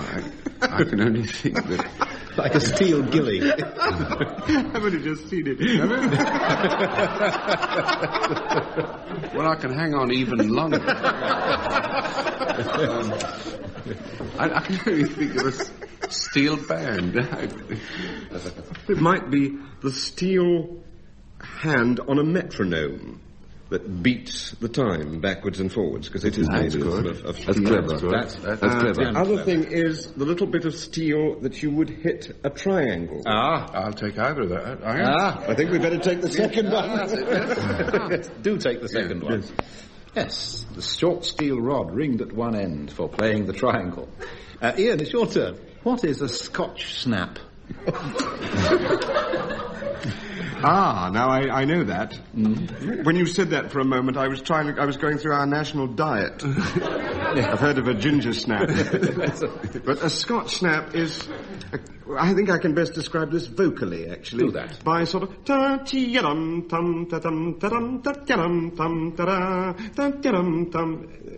That speaks for itself. Couldn't be better. It's a rhythmic figure, a short note followed by a long one, starting on the beat. Mendelssohn used it in his Scots symphony. Yes, to show it was Scots, really, yes, because it's very characteristic of the Strathspey. That's it. The Strathspey, I'm told. No, 2 marks. Frank Muir. Rimsky-Korsakov wrote 15 operas. He spent far more time and trouble on Ivan the Terrible than on Boris Godunov, although the latter is perhaps the better work. Why did he spend longer on Ivan the Terrible than on Boris Godunov? He showed them to his wife, and she said, Boris isn't good enough, but Ivan's terrible.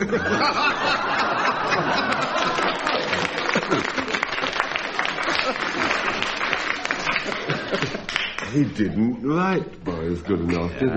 No, he didn't. No, somebody else did. Who did? Sullivan. He rescored it, actually. Well, yes, he was alwast tampering with people's other composers' It was works. another Russian who wrote it. Yes. Do you know who, just for interest? You got your marks. I don't, but I can take advice. Mussorgsky is, of course, well in there. Yes. 2 marks. He wrote Boris Godunov. But I like your answer better. Mood music. Music that brings a picture to mind, a setting, maybe even a story. Listen and then tell me what the music conjures up for you. We'll then compare your title with the composer. There's 3 marks at stake and some mood music for David Franklin to listen to.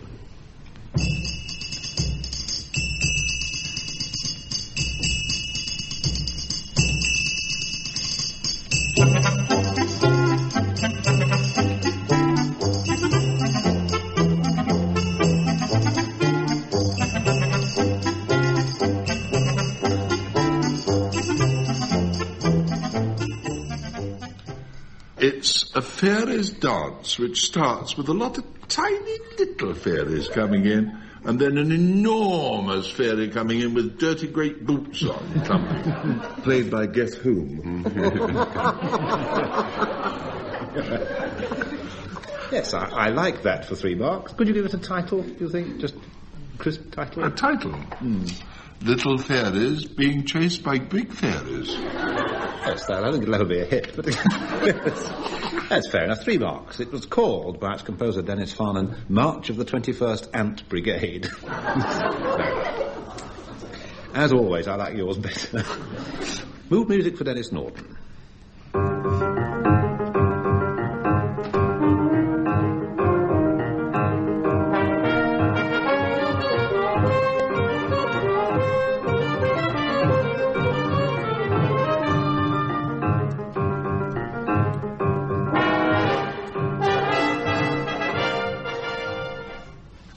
What it sort of conjures up for me is a sort of trailer of a film. The makers of West Side Story bring you another tale of passion and division in the streets of New York. You thrill to West Side Story, now tense to New York Serenade. Very good, because it's called Panic in the Crowd. But it sounded like West Side Story. Actually, it's Panic in the Orchestra, because it's in a very curious time signature, 2, 2, and 3. I'm sure the band leader tried it out first and then said, no, stop, count, chaps, count. Don't follow me.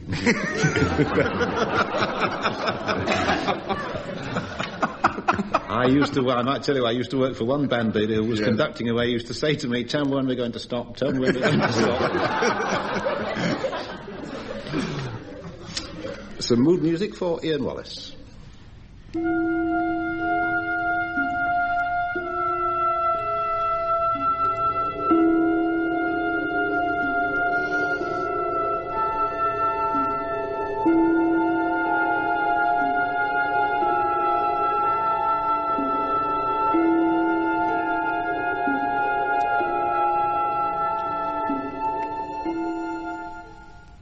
Ian Wallace. There's a touch of outer space about this. It also has that feeling of being under an anesthetic. And you are under this anesthetic and you are weightless. And you are finding yourself in a land that is all white and cold. And great feeling of space and something sinister. Headless shapes swim in front of you with great big red eyes and then waft past. And then, just at the end of it, the dentist says, drink this and spit, will you?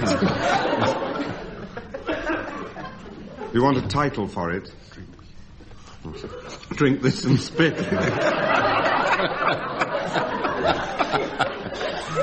Ether that or... well, very good. Of course, 3 marks, because everybody gets 3 marks in this round, as you've probably guessed. It's called, originally, Stillness of Space. Well done. Oh, very good. Thank you. Frank Muir.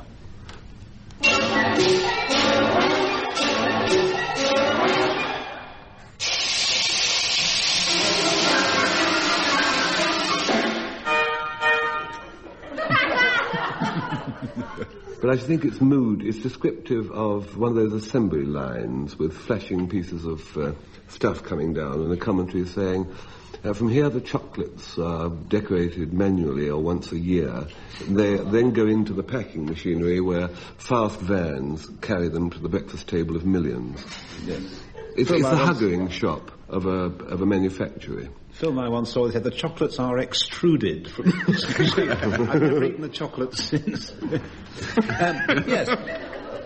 It's called, on the music score, Comic Machinery. Couldn't be better for 3 marks. In this next round, it's a question of what the song is about. For instance, if I said to the audience, burning tobacco affects your organ of sight, the audience would reply as one man... Right, you've got the idea. Well, let's see if David has. David, irritated canines and the sons of Albion get hot under the collar. Mad dogs and Englishmen go out in the midday sun. 2 marks, yes. Dennis, the smallest article of feminine apparel is daffodil-coloured and bears a circular design. What is it? It's something about a teeny-weeny, itsy-bitsy polka-dot yellow bikini or something. Well, you got all the words right, but the order in the wrong order, yeah. It's all right. Yeah. Itsy-bitsy, teeny-weeny, yellow polka-dot bikini. Yes, the smallest article, itsy-bitsy, teeny-weeny. I wonder where the yellow went. 2 marks. Ian, perhaps to compensate for her somewhat everyday surname, the lady has a pulchritudinous offspring. To make up for her... somewhat everyday surname. Mrs. Brown, you've got a lovely daughter. Let's try that. Yes, I'll try that. Mrs. Brown, you've got a lovely daughter. Yes, that's right. Mr. Race. All right. The song that Herman made so famously. So it's especially Mr. in Race, incidentally. Oh, thank you very much. 2 marks there, if not more.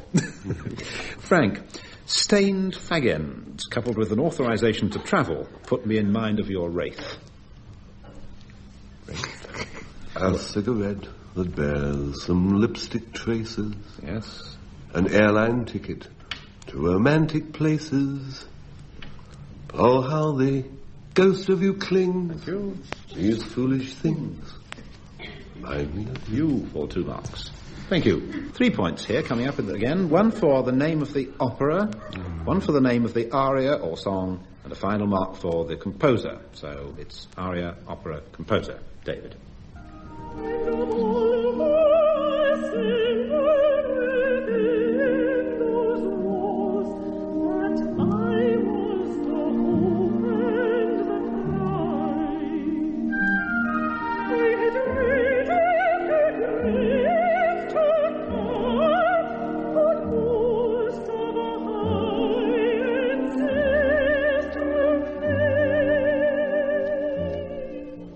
It was aria, opera, composer. Please. The aria is I dreamt that I dwelt in marble halls. 1 mark. There are 1 2 operas that I get rather muddled about that period. Oh, surely not. We sang in so many. I'm the same, David. Soldier on, old lad. Now, I'm just pushing this forward just as a suggestion. Yes, that's right. This is not a definite choice. Has Maritana got anything to do with it? No, I don't blame you, though. No, I know what you all say, right. round about this period, you're right. Yes, then is it the Bohemian Girl? Yes. It's a Bohemian Girl. If it's a Bohemian Girl, then it's Balfa. Yes, 3 marks. Opera again, this time for Dennis. The soldiers of the Queen are in every tether, upon the sea they fight them all together. Their every father's son, prepare to fight and polish. The enemy of one, the enemy of all is. The enemy of one, the enemy of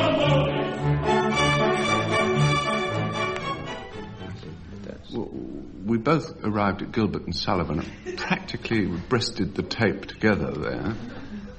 But now I'm entirely in Ian's hands as to... Well, I don't know what the aria is called, and I don't know what opera it is, so I'm entirely on my own. I would say that it is either from the Pirates of Penzance or HMS Pinafore. Well, I gave David a second chance. You've had your second chance. It's neither of those. Oh, it's neither of those? A mark for Sullivan. They actually sang the words of the title there, if you'd heard them. Did they? Can't help. It's from Patience, and it's The Soldiers of Our Queen. 1 mark. Gilbert would have gone mad. Yeah. Not hearing your words. Not listening to the lyrics. Yes, he would. Ian Wallace's turn next.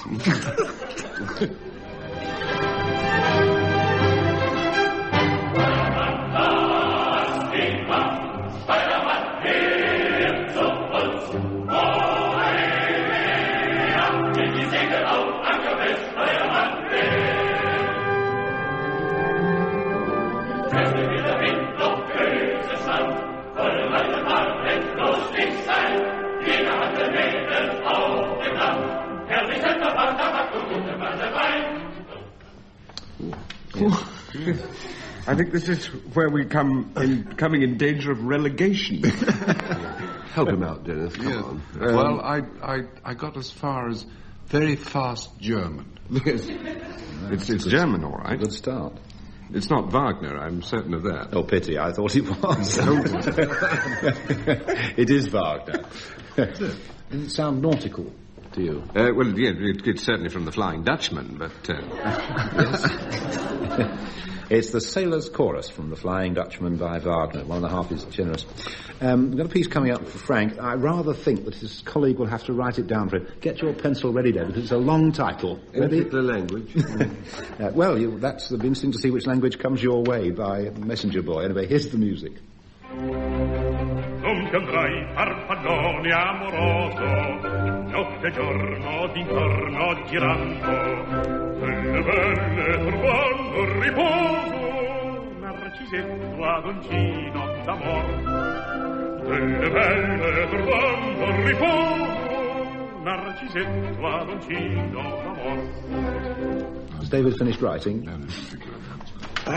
Well, I got the composer right. Excuse me, I was very with confidence here. Give the impression that I answer these operatic questions entirely on my own. Sometimes I have illegible help from my companion. As now, non più, and I, that's either the composer or the name of the opera or the piece, and it's Mozart, the Nuptials of Figaro. Left-handed. Yes. Could we have an English line, English version? Well, yes. I think so, One yes. English translation. Can we have an English? Yes, there was one very popular in Victorian times, which began, "And now no more may we love sick Philander." Yes. Which isn't nearly as good as Edward Dent's "Say Goodbye Now to Pastime and Playland." Yes. 3 marks. Now for the singing bit. Feared by listeners in every civilised country of the world. Graham Dalley plays a bit of a song, and we invite you to sing the rest of it. David Franklin.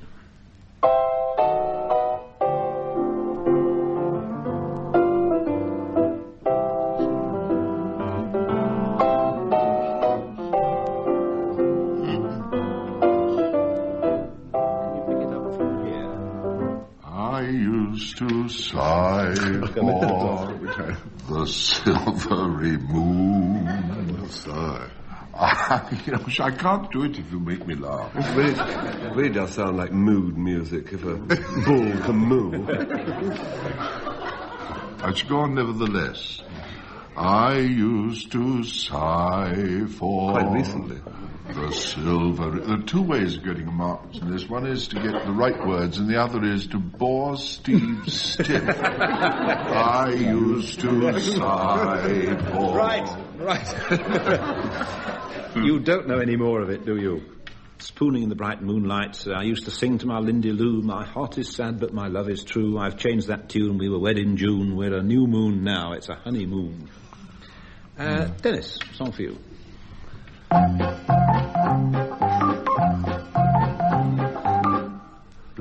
bottom, a real twister. Oh, brother and oh, sister. Something about they clap their hands and do a raggedy trot. Hot old fellas with lumbago. And then it gets rather non-integrationist, so we won't go any further than that. I was hoping you wouldn't do that, yes, and you haven't. Lovely. And then the last line, they jump right in and give it all that they've got. Yes. And there's a lovely bit in the middle about, they say that when that river bottom covered with ooze starts in to squirm. It's in the middle bit, but I don't require you to sing that. And that's 3 out of 3 there, very good. Ian, your song.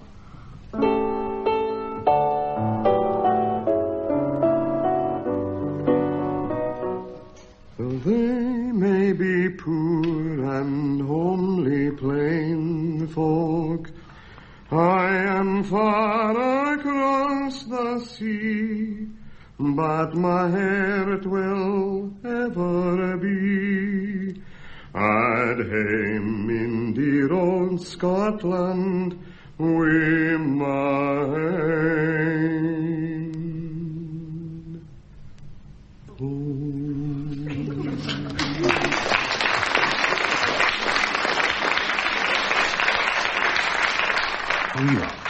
Song for Frank.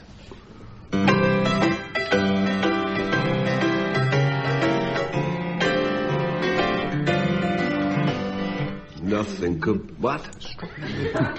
Strolling with David's song, this is. Strolling with my girlie, with my teeth all curly-whirly in the morning. Where the morning glories? Well, the more... Have we any other keys? Well, the morning glory. Feel? Flat around the door. Whispering pretty stories. You see how confident flat around the door. We're helping them. Whispering pretty stories. Pretty stories I never heard before. Nothing could be sweeter than to fire my repeater. Mr. Dalley. I think that's too much. And that closes our show for this week. The final score shows that David Franklin and Frank Muir win by 3.5 marks. Goodbye.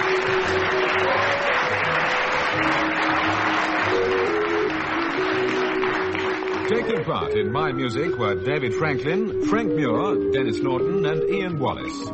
Graham Dalley was at the keyboard and the chairman was Steve Race.